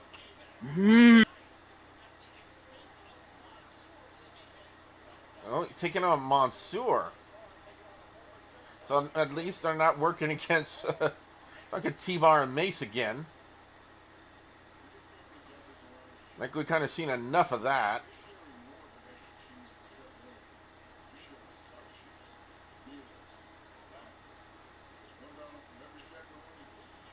Are they going to put... are RK Bro going to basically break up tonight?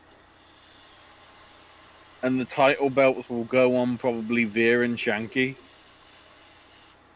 And then, because he's from Saudi Arabia, Mansoor and Ali win in Saudi. I'm not sure. Oh, at least that's good news. Psychonauts 2 is very good. Wait, it's been released? Oh, the next trip. It comes out Wednesday, but the reviews are coming out now. Because the problem is Wednesday is when well, tomorrow we've got the Destiny 2 expansion reveal details and something regarding Xbox. And then Wednesday is the opening night Gamescom thing from Jeff Keighley and all that. With the first footage of the Lego Star Wars game in literally 12 months. And something new regarding Saints Row by the looks of it.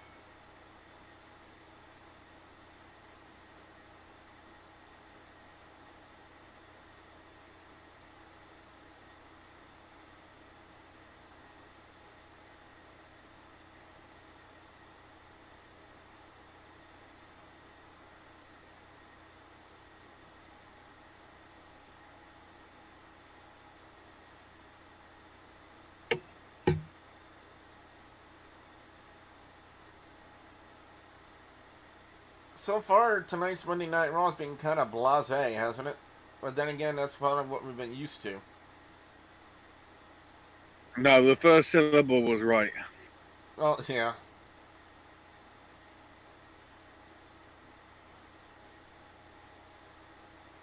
There's been no Zay. Just blah.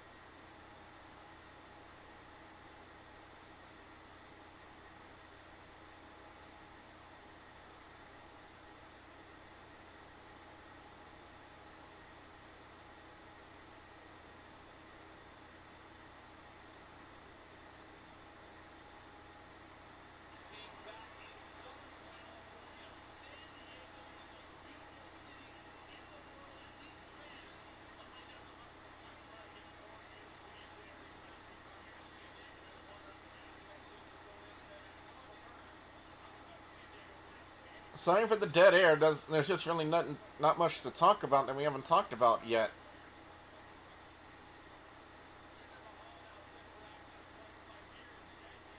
The crowd are like, well, they don't give a shit about Mansoor. And they don't give a damn about anything to do with Jinder. All the history between Jinder and Drew. You know, the backstory. And what's it ultimately about, Billy? Uh, A motorcycle and a sword. yeah.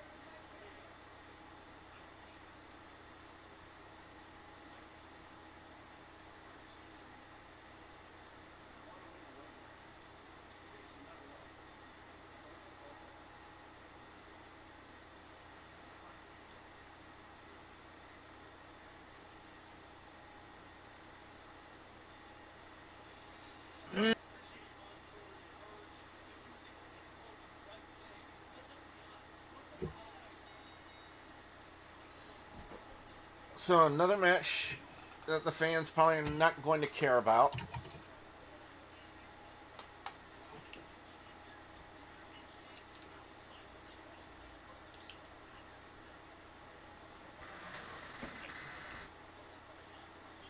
I'm surprised you haven't got an eye on the other thing that's going on tonight, Billy. I don't know about the other thing that's going on tonight.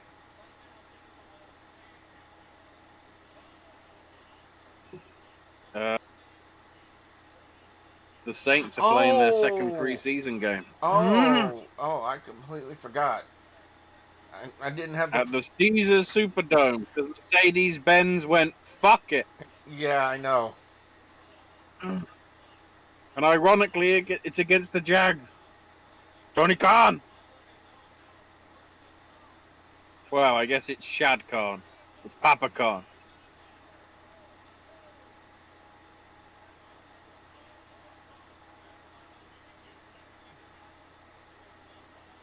So is the Arcade Pro Championship celebration the main event segment?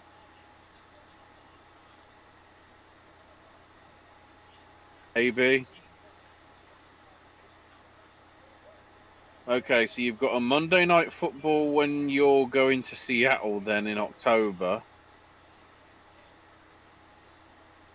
Then you one of the Thursday games on Thanksgiving, hosting the Buffalo Bills.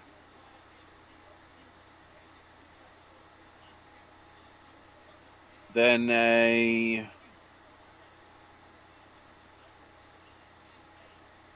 Thursday night match against the Cowboys.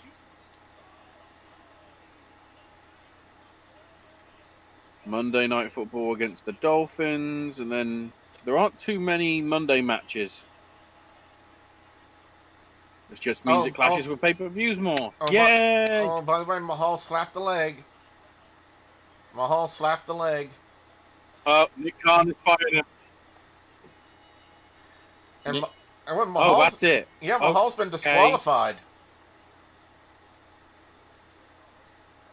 Yeah, Mansoor wins the match by disqualification because Mahal would not let up in the corner.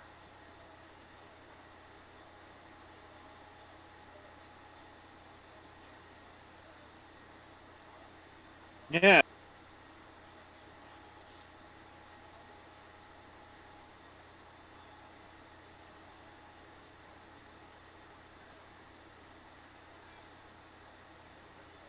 He won.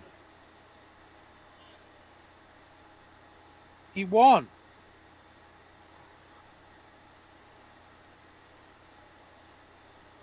He won. Where's the logic? I'm not sure. It's like if you do things your way, if you want to do things your way, you're going to lose. But he won via DQ. So, well, our second recap of what happened. The second time they played this. Keep saying recap.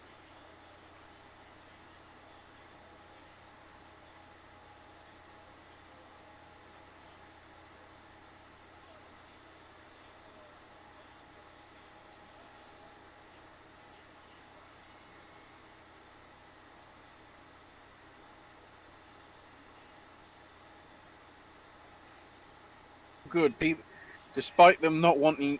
Oh, hang on.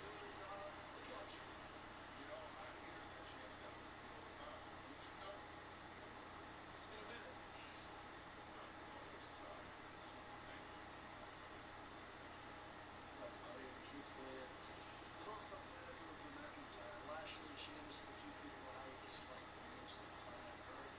I do want to tell you that Sheamus for 2 years. You beat him. Congratulations. I beat him tonight. Congratulations to Drew right now. He's in a little corner. He's crying his eyes out. That makes me happy. Me too. And I appreciate that a lot as well. Winning this United States Championship is the moment that I've dreamt that since I was a kid. Like, growing up in Puerto Rico, went to New York, and then traveling the world. We're in San Diego, man. This feels really good. One thing I've noticed, they don't have custom side plates on that championship belt for Priest. Danny Burch has returned at the NXT tapings by the looks of it.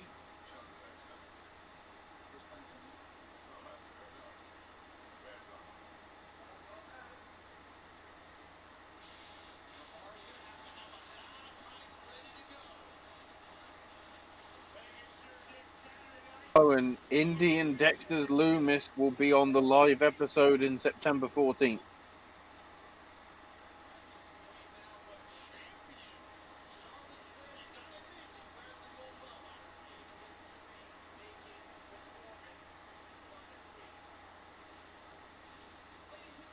So, who? Who?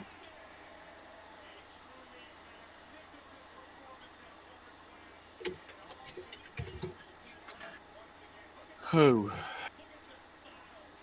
Bring Asuka back.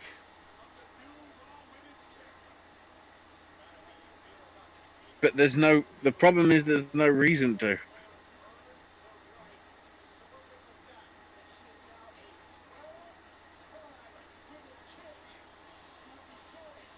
There is no obvious reason why. Bliss doesn't make sense. Aaliyah apparently is on the Raw roster. Who knew? Aaliyah from the Robert Stone brand. Dana Brooke, no. Dewdrop's busy. Eva Maria's busy. Lacey Evans is having a baby. Maybe Mia Yim. Jax is busy. Ripley's busy. Nikki A.S.H is busy. And Shayna's busy. So, I mean, Candice is pregnant, so she's out. Dakota, maybe. Ember, I don't think is going anywhere near it. Io Shirai, unless something happens tonight at the tapings. Maybe. Well, technically, she's still one half of the NXT Women's Tag Team Champions. Exactly, that's what I'm saying, you know. Raquel Gonzalez wouldn't make any sense. Because she's still the NXT Because she's Women's champion. Yeah, she's still the NXT Women's Champion.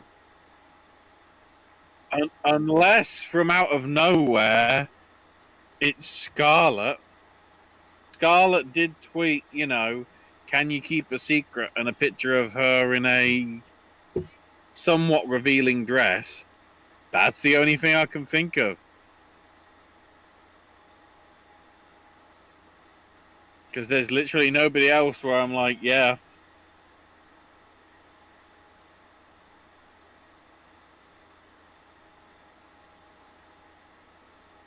I know, but you know my gripe about Asuka. And how immensely talented she is, and they're just sitting her on the sideline, not giving her anything. I'm just intrigued as to where this is going. Me too. My only guess is it's going to be the tag match, and she's going to watch, you know, from ringside.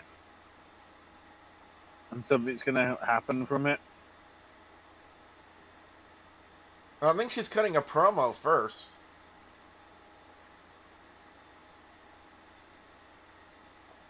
I think it's something's happening, though. Yeah. And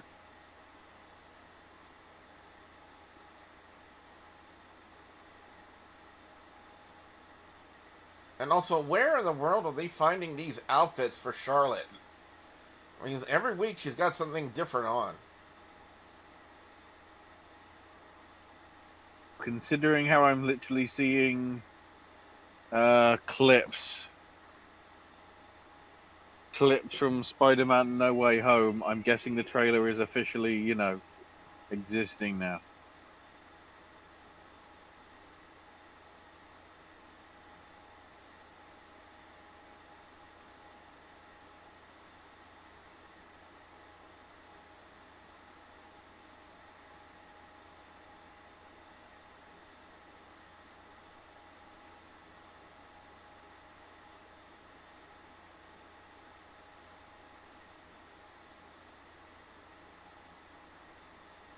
The trailer went live at 40 minutes past the hour. Also, I hope I'm time coding each one of these segments and matches properly for YouTube. I've never done time coding before, or time stamping.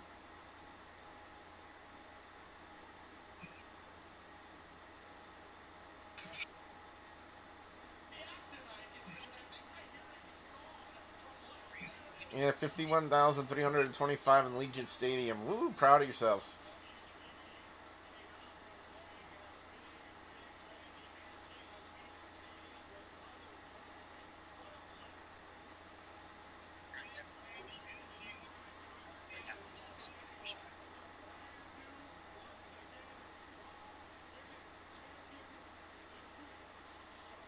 Also, why did she steal Glacier's laser lights in the ring?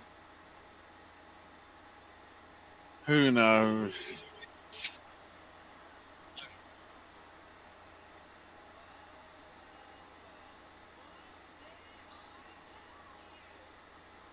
And she also looks like she's one good sneeze away from that right part of her top coming down.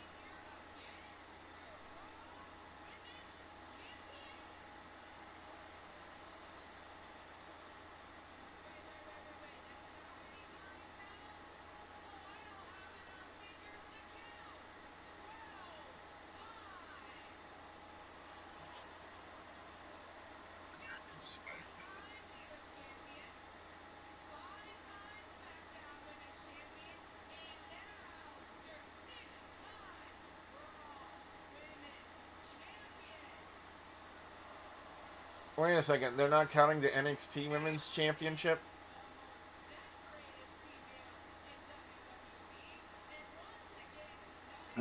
Maybe. Oh, she didn't mention it. She mentioned the Divas Championship, the SmackDown Championship, and the Hmm. Raw. Who knows?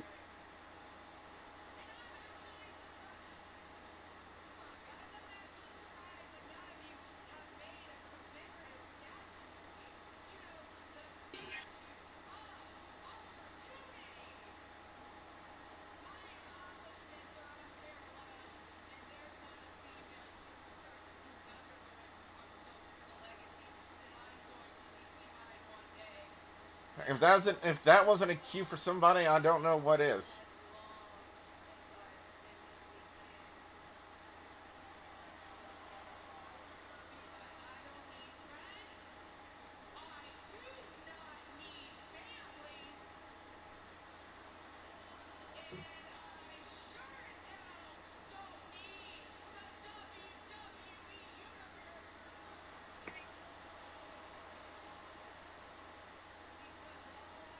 You clearly need Andrade. Why else did you no-show a WWE house show to be with him in Mexico?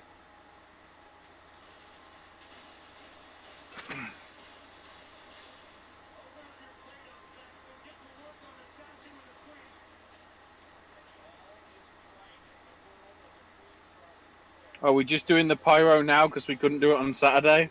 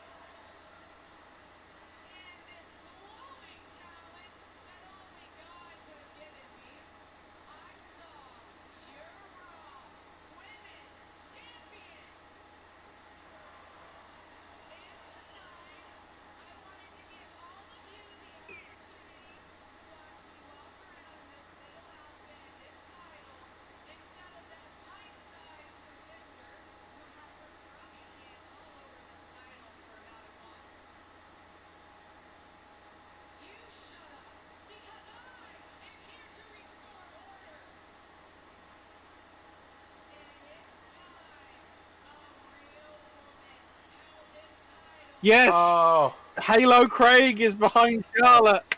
Halo Craig is behind Charlotte! Yes! Craig! Craig!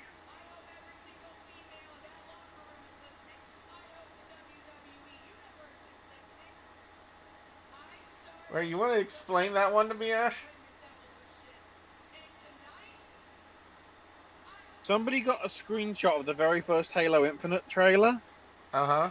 which when Master Chief Melee hit one of the Flood, they managed to get a shot of this sort of grunt, sort of looking happy that he's about to get murdered by Master Chief.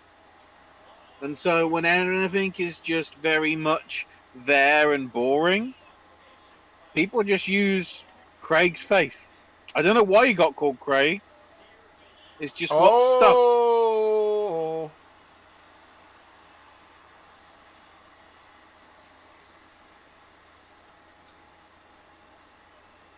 Oh God.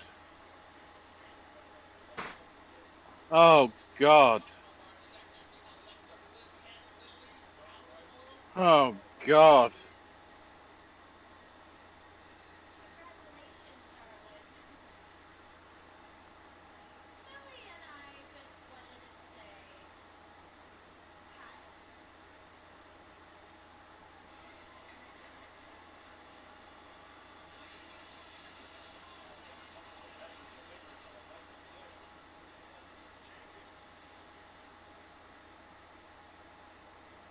So it's going to be Charlotte and Alexa.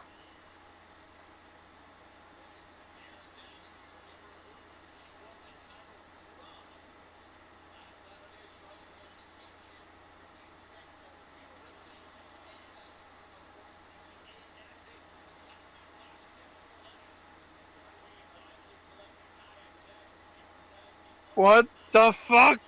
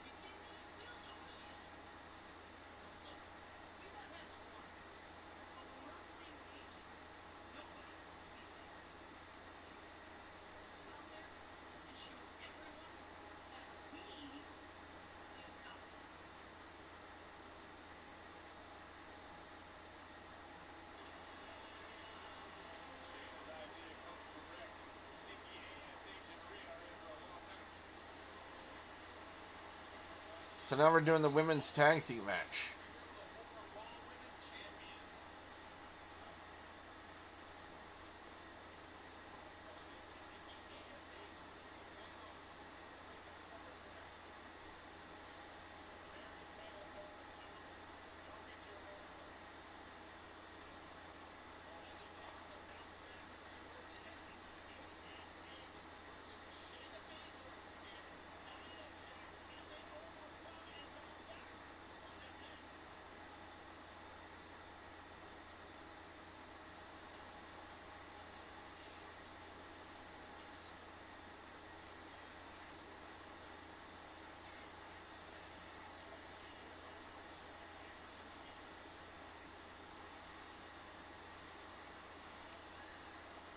So once again, if you're still here and listening to us talk about Monday Night Raw, we thank you for it. And once again, I hope I am time stamping everything correctly here. So that way, if you guys don't want to sit through the entire 3-hour video, there will be timestamps for each segment and match.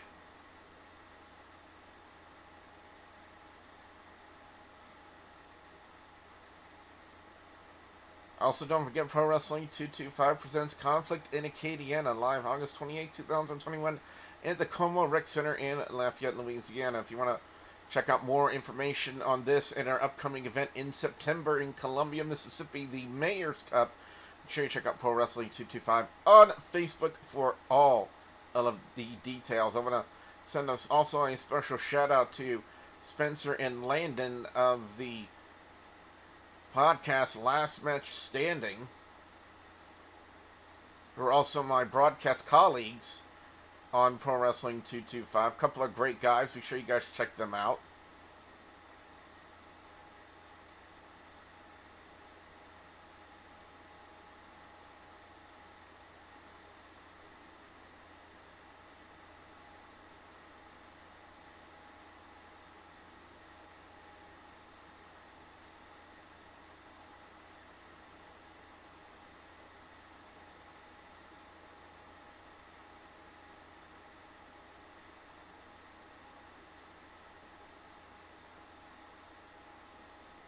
And again, just so there's no dead air here in during the commercial break, Like I said, some of the exciting matches we got this Saturday. The PW225 Tag Team Championship on the line. The Overboys defending against Team 337. Tyson Maddox making his PW225 debut against the Mad Dog Gil Gracie. That's going to be a tough fight. Cody Hawkins, the wild card, takes on an old rival in the Mexican Giant. Red the Threat Thibodeau from Karen Crow has an open challenge for the SEC Championship. Who's going to accept that challenge? That remains to be seen. And Purple Haze with Big Ramp in his corner, defending the PW225 Heavyweight Championship against the man he stabbed in the back for the amalgamation, Corey Constantine. Oh. So apparently the Sony thing, the reason why it's 3 hours, the quote-unquote main event of a trailers bit was the Spider-Man trailer. Uh-huh. Apparently they're now going to show in full Ghostbusters Afterlife. Really? Oh. So we may get an indication of to whether it's any good or not. Ash, new Elias For promo. those people that don't care about it.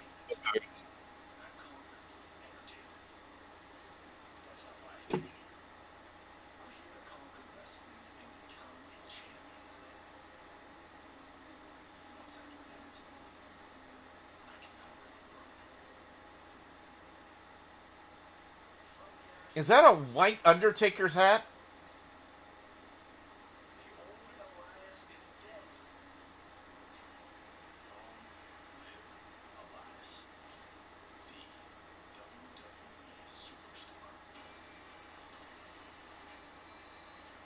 Oh, What the hell was that? Elias is dead. Long live Elias. That makes no sense. He now has a hat.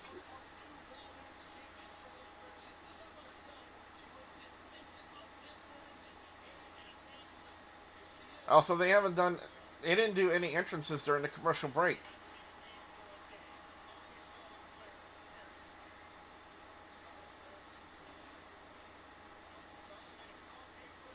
So they had Nikki Ash out there for the entirety of the commercial break and the Elias promo.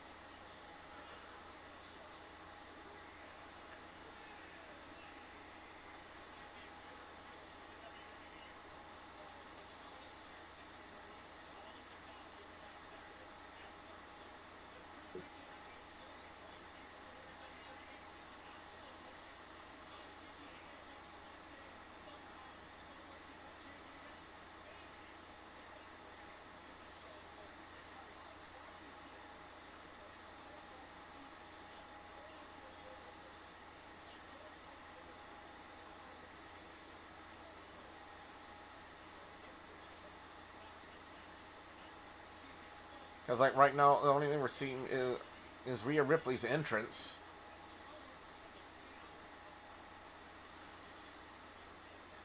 I'm gonna try to keep talking so there's not much dead air or TV background for you guys to hear.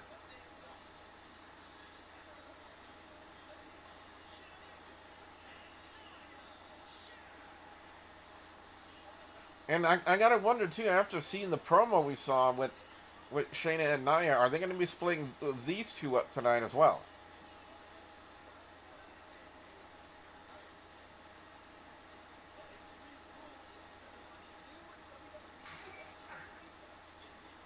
Remember when people cared about Shayna? Yeah, in NXT. Oh God, the bloody Visa card's back. The Yeah. Visa card's back for the pay-per-view Extreme Rules. Also, come to think of it, SummerSlam's brought to you by 2K22. You won't hear anything for 6 months. So I guess that means the Royal Rumble will be 2K22. I guess so.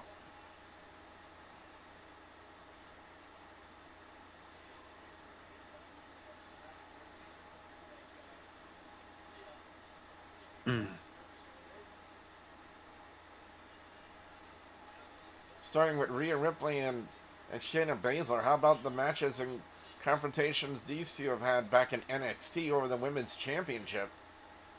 They put on some great matches. Not to mention. Oh yeah, no, that was sorry. That was when wrestling was good.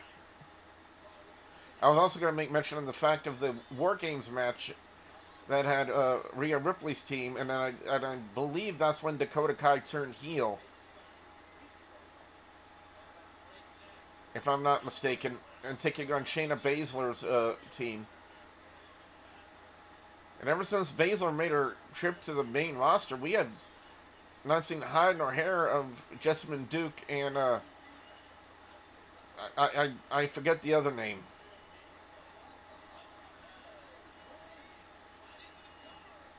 Although we have, I will say this, I have seen a lot of the up, up, down, down videos, and Jessamine Duke is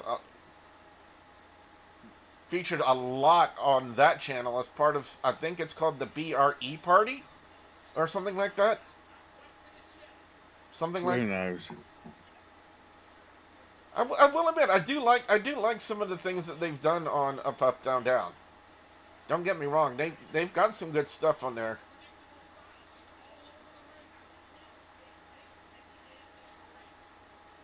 The Uno matches, some of them are hilarious. With Cesaro, Adam Cole, Xavier Woods, and one former WWE superstar Tyler Breeze. There's one video where they slapped a plus 35 on Woods, and he nearly lost his mind after it. I thought that was pretty funny. That makes sense. I think we did that to Noble one time when we me, you, and John were playing against her in Uno. We slapped a plus 35, and Noble nearly lost her shit.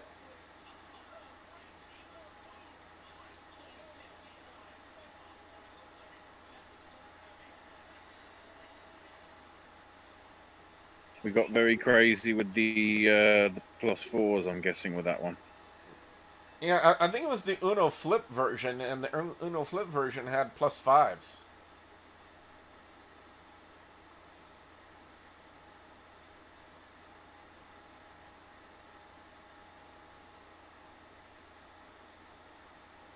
But I do remember we did something like that to Noble, and I was trying to record it for the channel. By the way, starting next week, the arcade will be back, guys and gals. You just got to give me a little bit of time to edit videos together and upload them.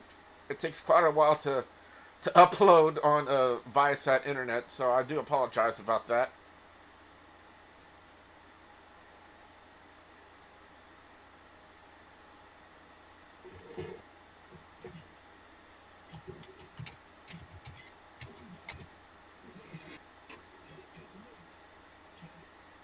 God, they're actually doing a Chucky TV series?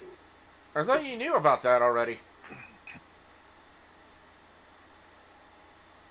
Oh, Brad Dourif is returning as Chucky because apparently, I guess, Mark Hamill did a shit job. I had no idea Mark Hamill did a voice for Chucky. In the reboot that happened last year in 2 years ago, the Child's Play reboot. I will say this, though. Hamill did a fantastic job, in my personal opinion, as Skeletor in the He-Man reboot. Although I will say this, my brother's complained. Voice-wise, yeah. Yeah, my brother's complained, though, because he said it sounded too much like the Joker. I'm like, Mark Hamill played the Joker, and they're like, that's the problem!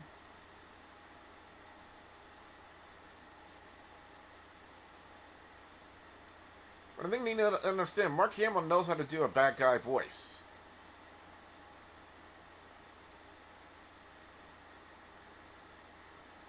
some extent.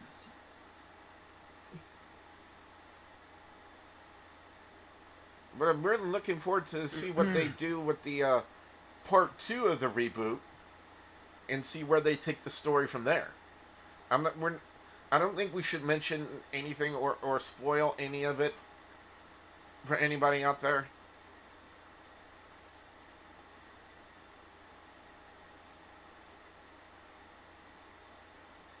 Because even though my brothers didn't like it, me personally, I thought it was a good. Thought it was a good story. Even though there were some sad parts in the first part, that's the only thing I'm going to say. There are a couple of tear-inducing moments. It was still a good first part in a very imaginative way of telling the story.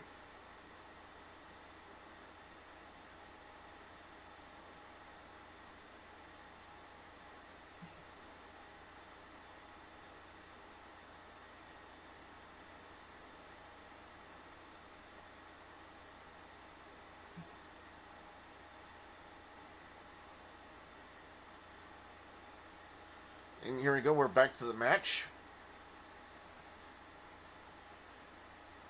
I like that Nia and Shayna and Rhea have basic text in their names, and Nikki has her own text.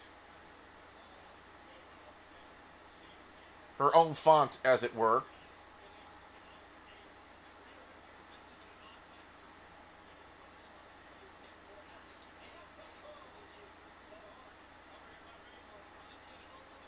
By the way, has there ever been an official word on the extent of Natalya's injury and how long she's going to be out?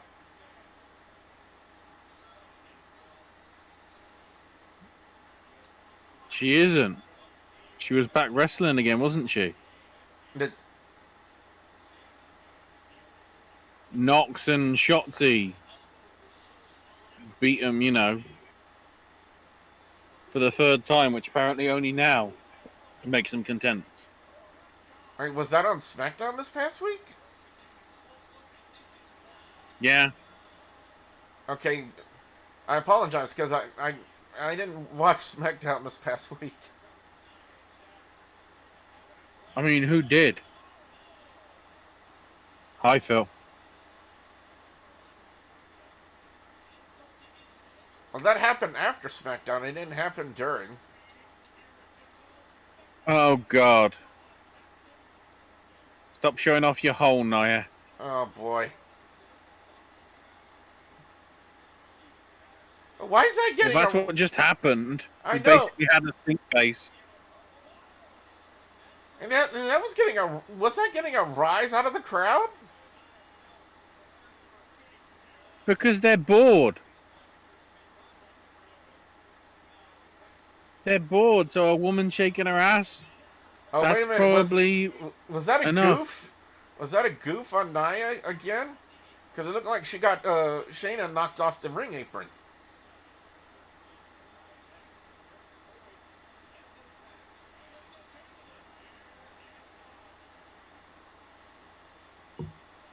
Should we still call this the bonsai drop?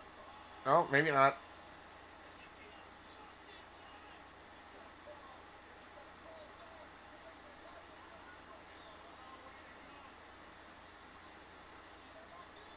There's the hot tag moment.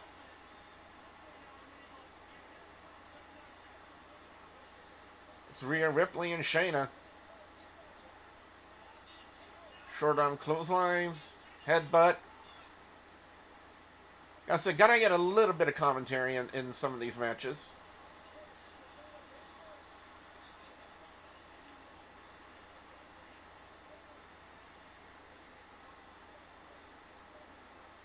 The crowd seems to be somewhat behind her. Oh, Who knows? The old Northern Lights suplex, but doesn't get the 3.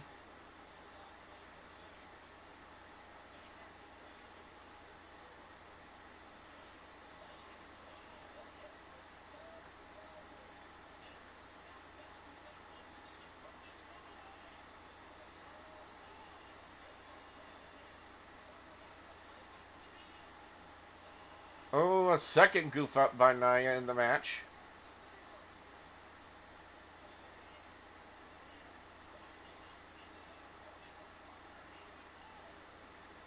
Oh, Nikki's going to do her superhero crossbody. Yep.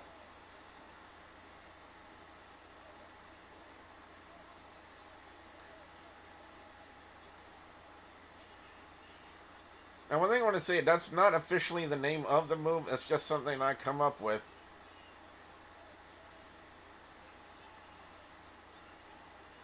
We get the Riptide, and Rhea and Nikki win.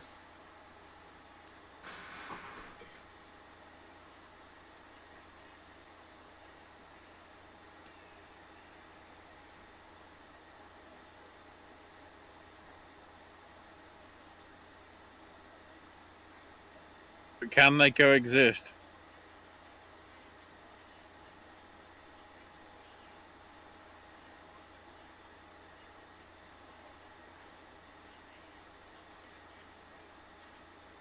I'm seeing that this match was about, what, 17, 18 minutes at best?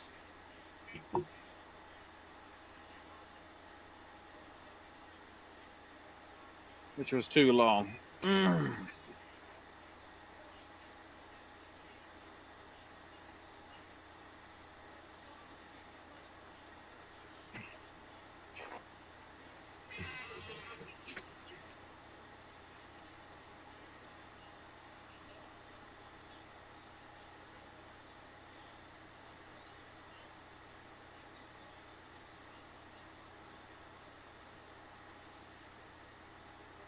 And now they're showing a recap of Miz attacking Morrison.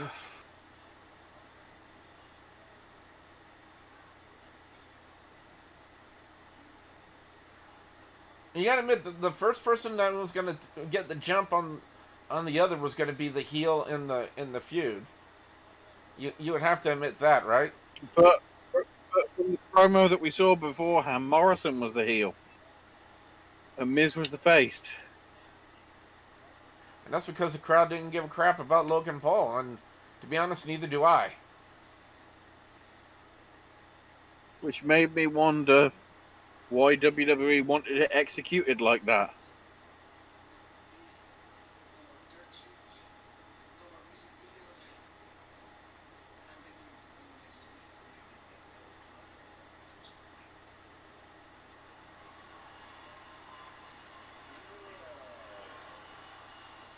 Oh, so they're doing the RKO celebration now.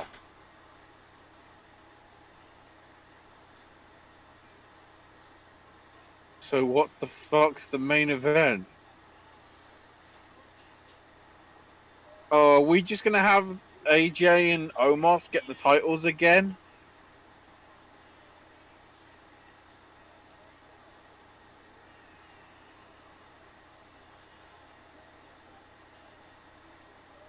And I just saw the fan with the Fiend mask.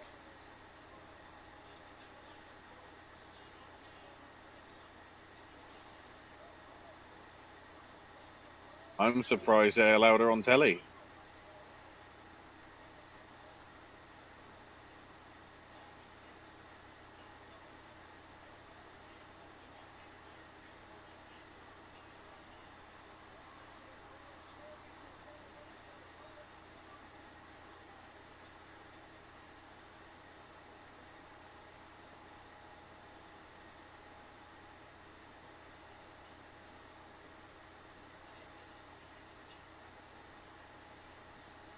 So, according to my notes so far, we've had technically 6 matches and 4 in-ring segments and a couple of backstage promos.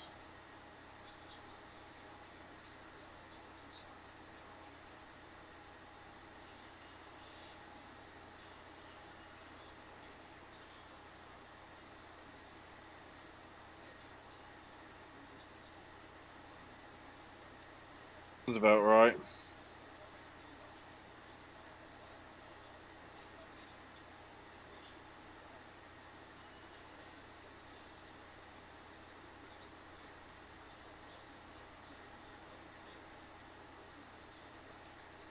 And don't forget, everyone, this Saturday, August 28, 2021, at the Como Rec Center in Lafayette, Louisiana, PW225 presents Conflict in Acadiana.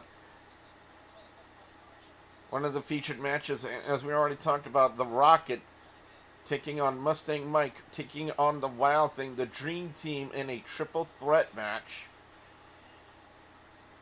The PW225 Heavyweight Championship on the line, Purple Haze defending against the Amalgamation Corey Constantine. The ring wrecker Vordell Walker returns to PW225 to take on King Rob Love. Tyson Maddox will be making his in-ring debut in PW225 against the Mad Dog Gil Gracie with Big Ramp in his corner. And Thaddeus, who is, I've said multiple times, is Michael White's lackey, will be taking on the wild card Cody Hawkins. Right, the Threat Thibodeau has his SEC Open Challenge, and who will step up to the plate? We'll find out this Saturday, as well as Chase Matthews goes to battle against the Mexican Giant. That's this Saturday, August 28, 2021, at the Como Rec Center in Lafayette, Louisiana. If you want more information on this and our upcoming event, the Mayor's Cup, be sure you check out Pro Wrestling 225 on Facebook for all the details on this and all of our upcoming events.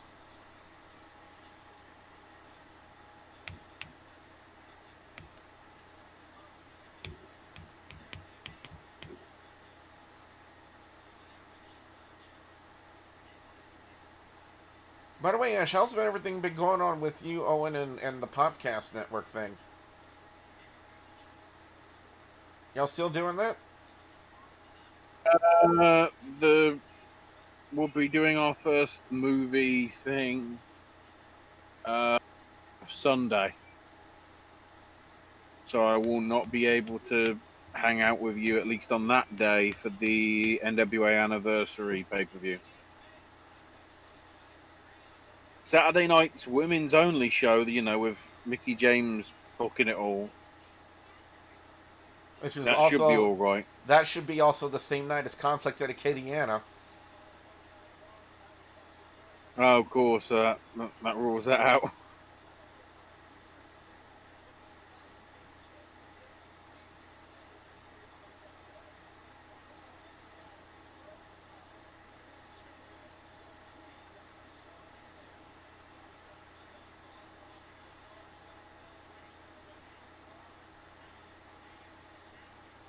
Wow, they decorated that ring fast during the commercial break.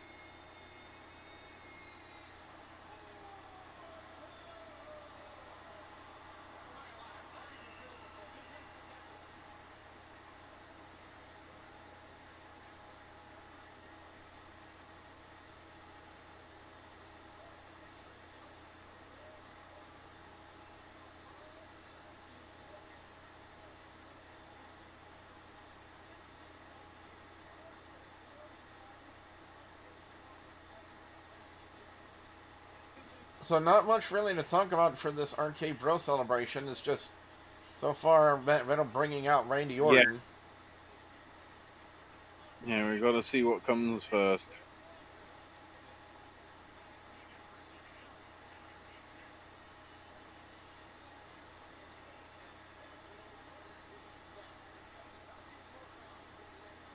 if this is supposed to close out the show, this needs to go on for at least another 20 to 25 more minutes. And I don't see it that going that far. I think it's going as I said it would, Billy. AJ and Omos will have their rematch tonight, even though rematches are not supposed to be a thing. And they win the titles back, and Extreme Rules will have Orton versus Riddle. Because they can't coexist.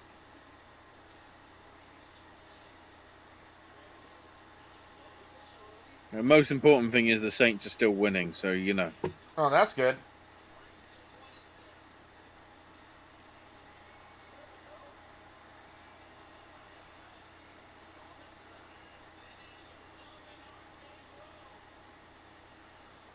I will be paying more attention during the regular season. I think the Saints have named Jameis Winston as the new quarterback to replace Drew Brees. I believe that's who it is. I just knew it was happening because I saw something on Twitter of a couple of Saints fans, you know, with their Drew Brees stuff, excited to get in, but apparently had no proof of being vaccinated or basically saying that they were vaccinated anyway, and so the security guard just refused them entry.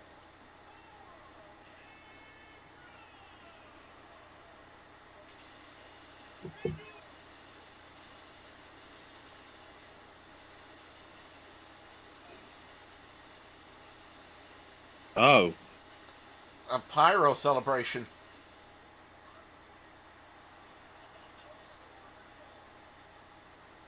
if Riddle just said, "We did it because we couldn't do it at SummerSlam because Allegiant Stadium was a bunch of shit."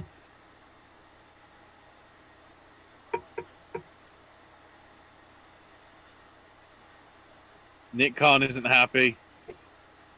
How much money did we waste? Who's getting fired?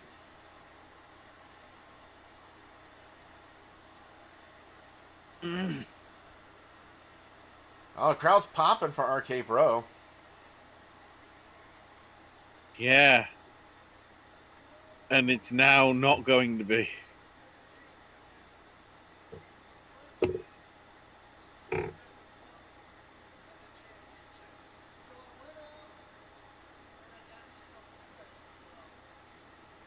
He got Randy. Oh, what did he get Randy Orton? I gotta. Oh, he got him a scooter. A personalized scooter as well. What with tassels? Oh my god. Uh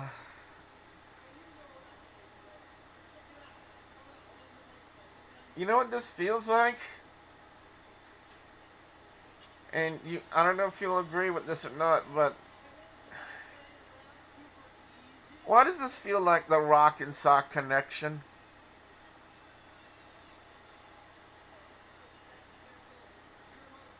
Do you We kind of, don't look back. We only look forward. but you understand the reference I'm making, though, right? And you are right on the money. Oh my god. But Omos is Oh my god. but Omos is not out there.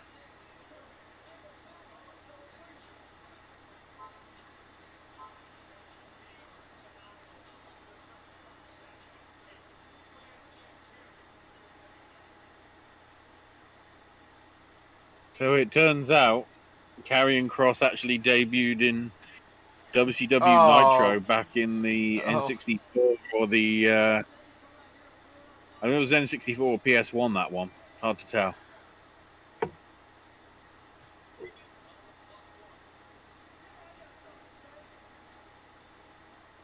oh, there's Omos.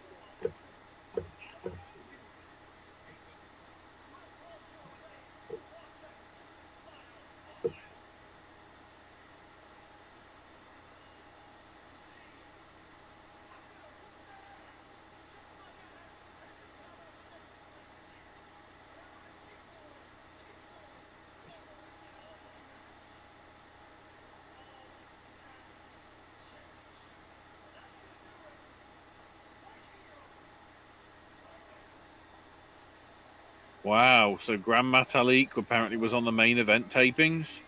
That's his first match since July the 5th.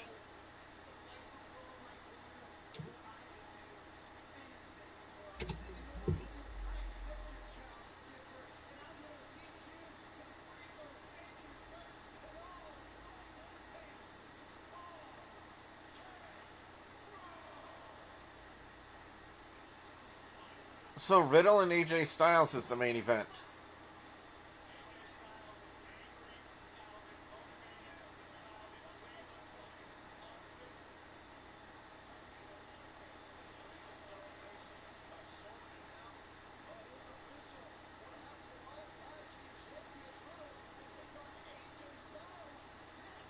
Because apparently we needed graphics to make it official.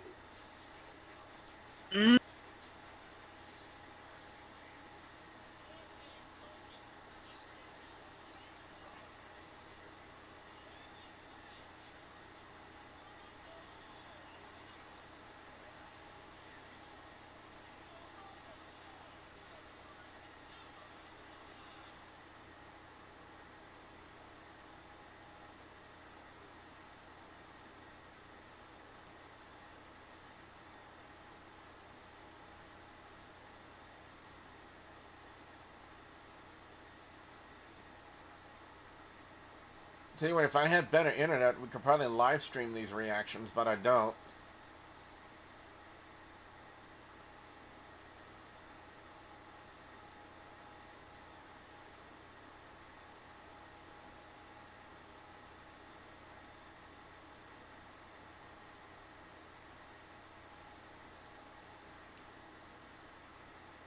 Don't worry about it.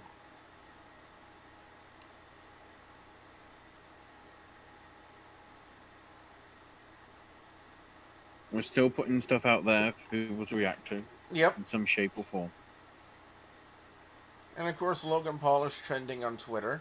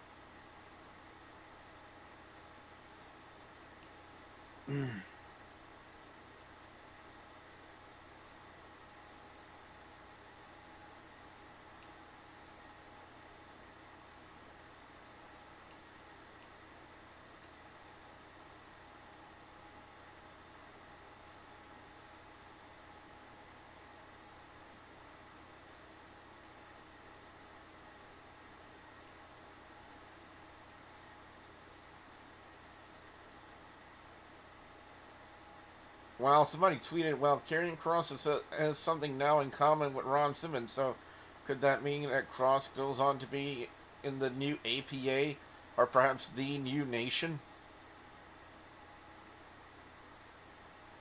No.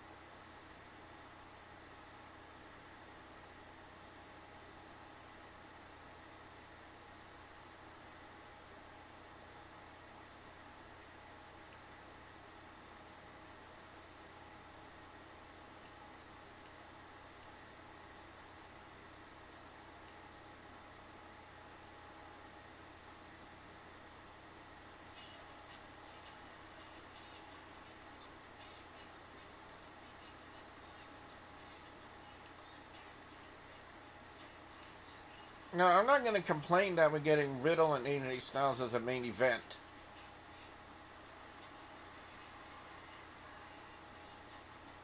Far from it.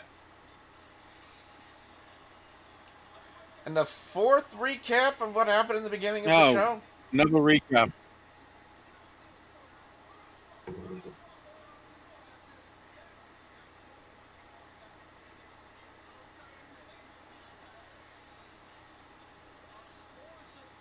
And now they're going to have a match with Lashley and Sheamus next week. Oh. Another thing to not give a shit about. Oh no! So now they're going to shut. Now they're going to. More recap. Recap. Yeah, which probably is to announce a match between Eva Marie and Duke. Yep. Recap. Wait for it. We're gonna recap again. Yeah, you were right. Yep. Man, you called that one.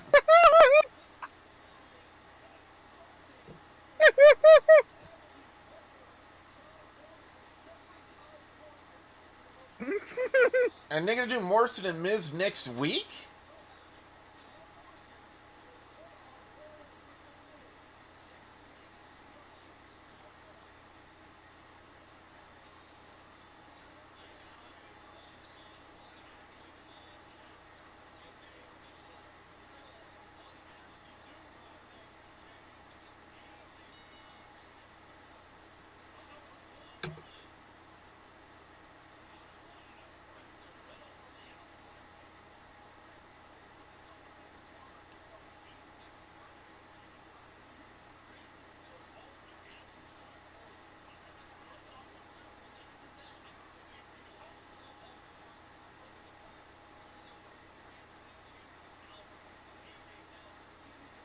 Like I said, I'm not going to complain that we have Riddle and AJ Styles in the main event segment, or main event match rather, I should say.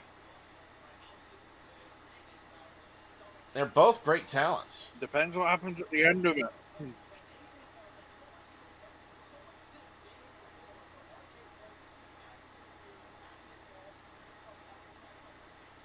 I mean, there's no doubt we know what AJ Styles can do.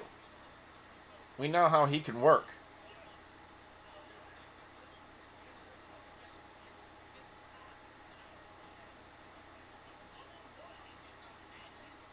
And Riddle can work too. He's proved a lot of people wrong, and he's definitely done some great stuff as far as his in-ring career goes.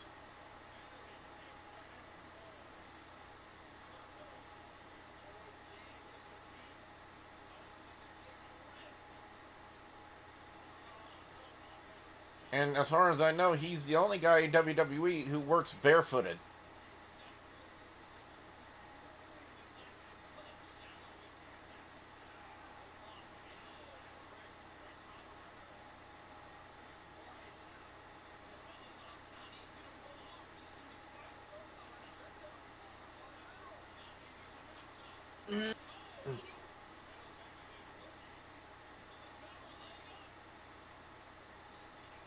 Trifecta of gut wrench suplexes.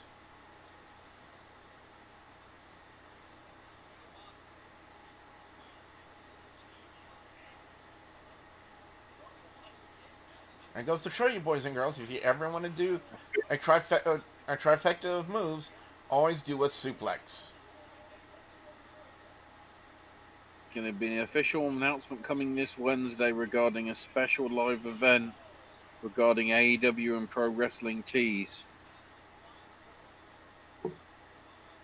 which is set for Thursday the 2nd. I wonder if So I AEW guess will that ever means, come down to my area. I literally told you that about a month or, well, no, a few weeks back. Well, New Orleans isn't exactly in my area. That's the closest you'll probably get I know. at the minute. In all honesty. I am intrigued where Dynamite's going to be, where Rampage is going to be happening. Oh no, Rampage is going to be taped this week. It's not going to be live. So Rampage is being taped on Wednesday.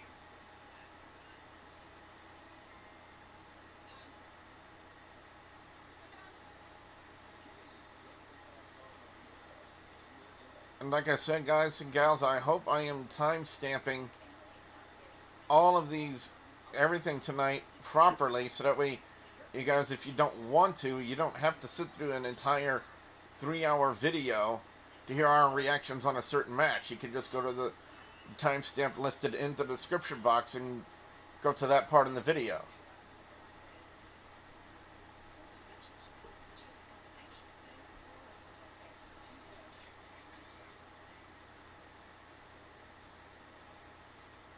Yeah, Dynamite New Orleans at the Uno Lakefront Arena. I don't care if it's the University of New Orleans. It will be called Uno because that's what it says.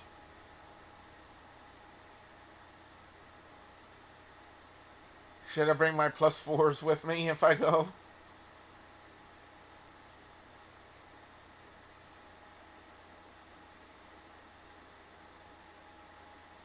$23 to $6.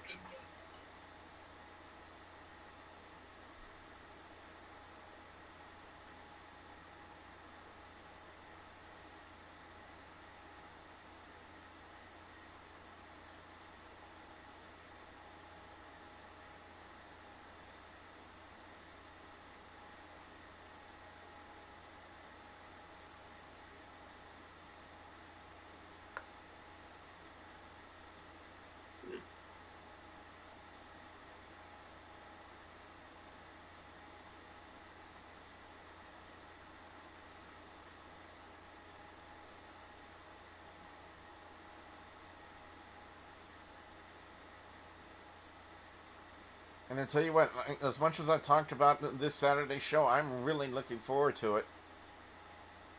Because that's definitely an interesting card to say the least.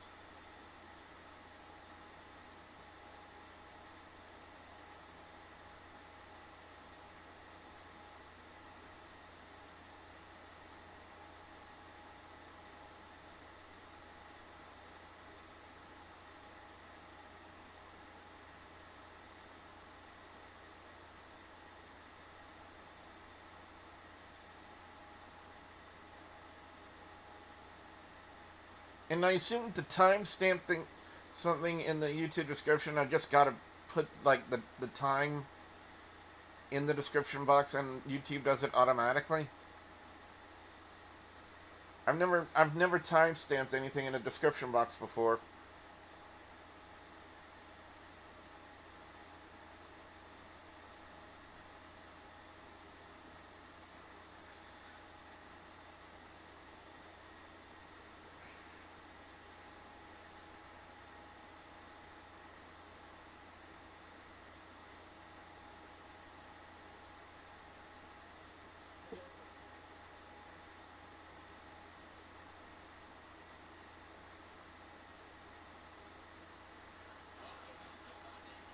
And the show was back.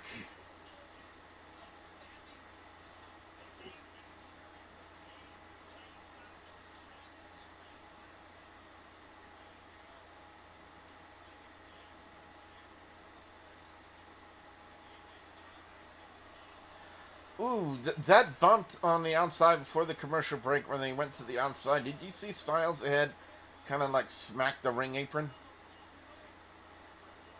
Yeah, it didn't look great.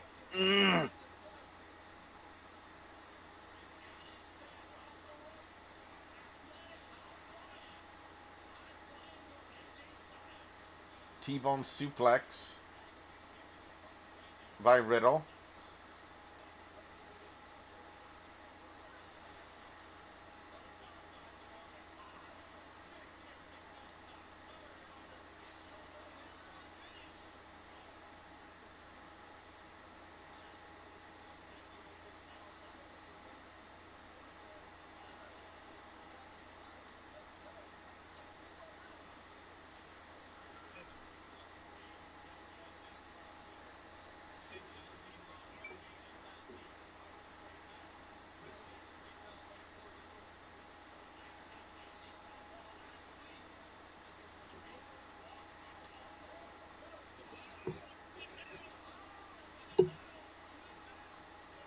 Riddle knows how to throw a good German, too.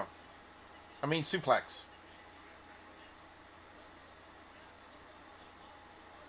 Well, Well, he's got a good I bridge. can't make the Alexander Wolf joke work there anymore. Oh, he's got a good bridge on it, too. You gotta give him that.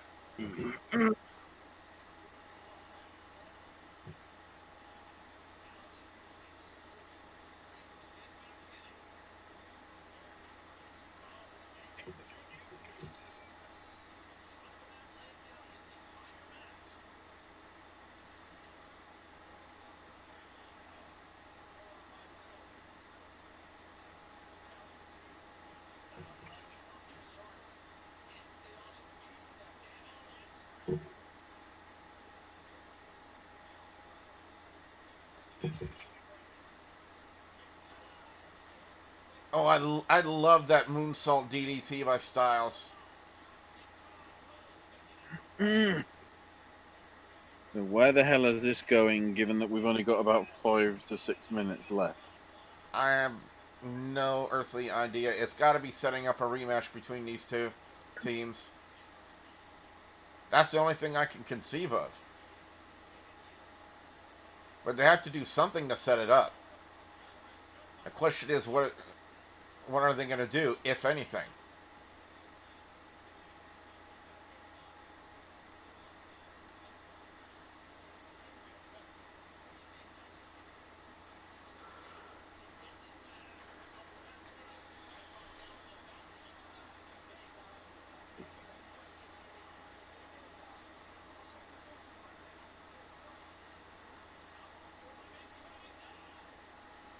A counter from the Phenomenal Forearm, but a counter by Styles into the Calf Crusher, aka the Calf Killer.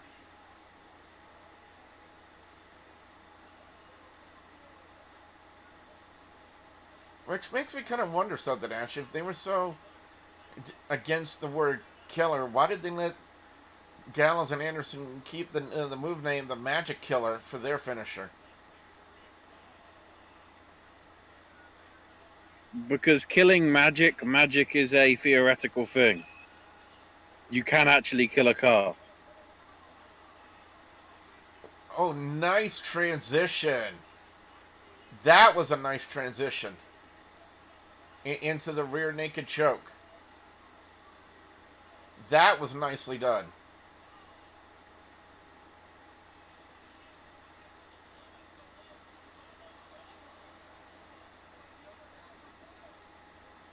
Ripcord knee.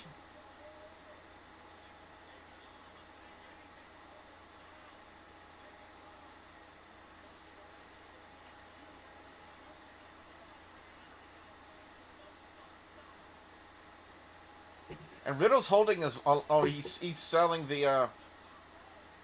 He's selling the leg from the calf crusher.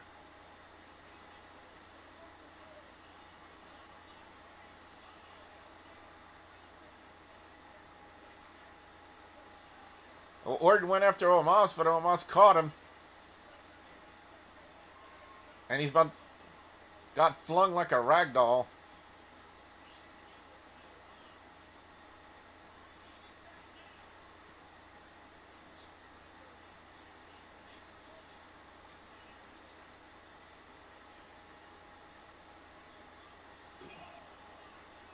Not exactly. That was like an inverted Death Valley driver.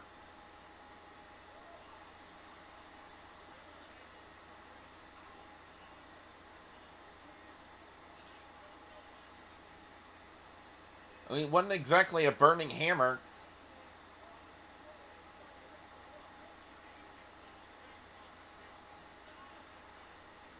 It was a slightly singed hammer. Yeah, he took it from the human torture rack position into the Death Valley driver motion. Oh, wow! Well, way to use the scooter! Scooter did come in handy. And then he's beating down Omos with it. Is Extreme Rules going to be? Hang on, is Extreme Rules going to be a scooter match? I mean, if we've seen a stairs match before, then I wouldn't be surprised if we saw a scooter match. Bro, right. Bro, Derek. And Riddle picks up the win.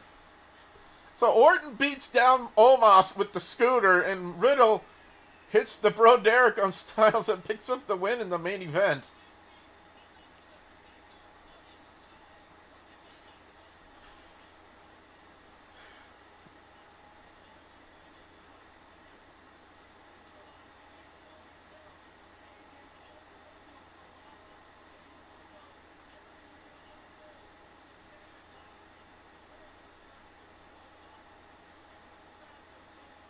Going to KO Riddle. Well, Or is it going to go?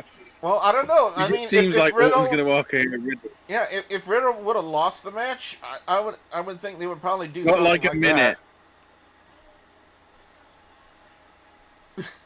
Beating him down with the scooter. For some reason, that makes me giggle.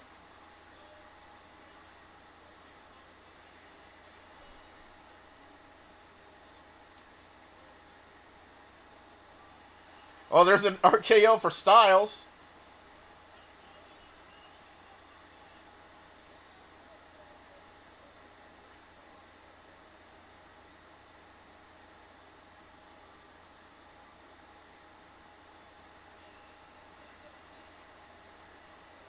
Is that the first time they've done the pose together?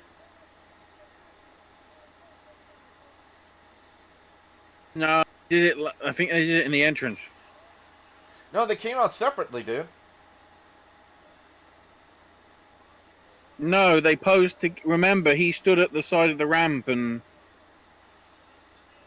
they posed together.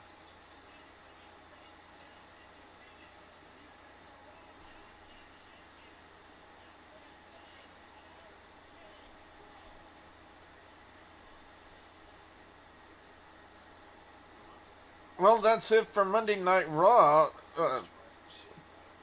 Ash, I gotta ask you, final thoughts? Yes.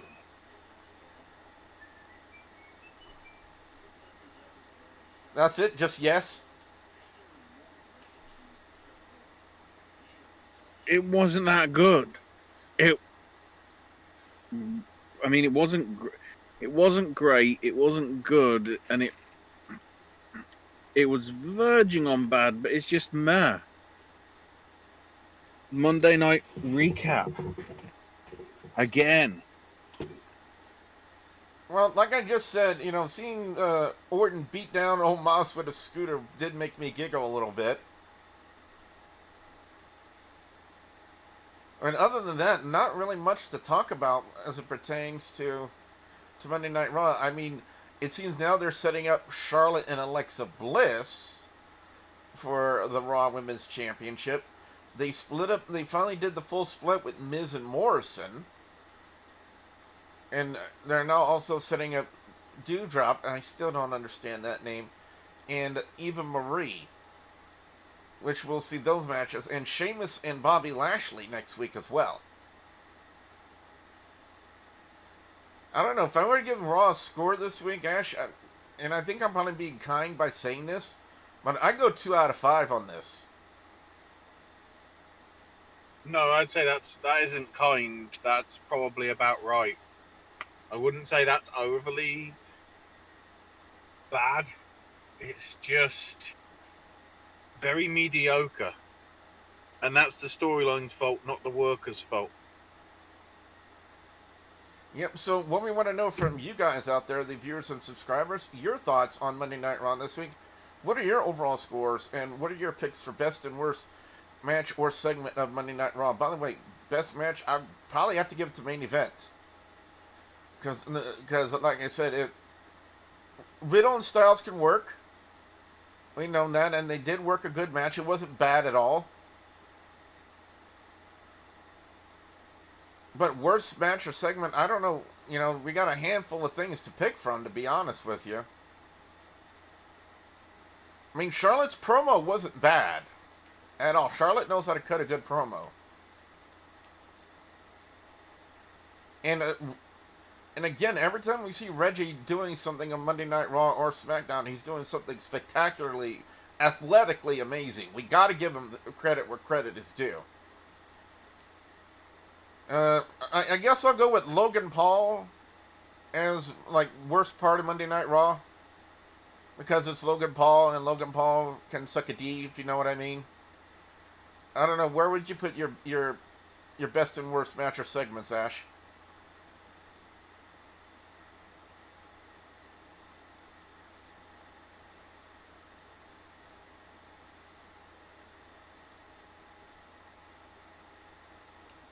Ash, are you there?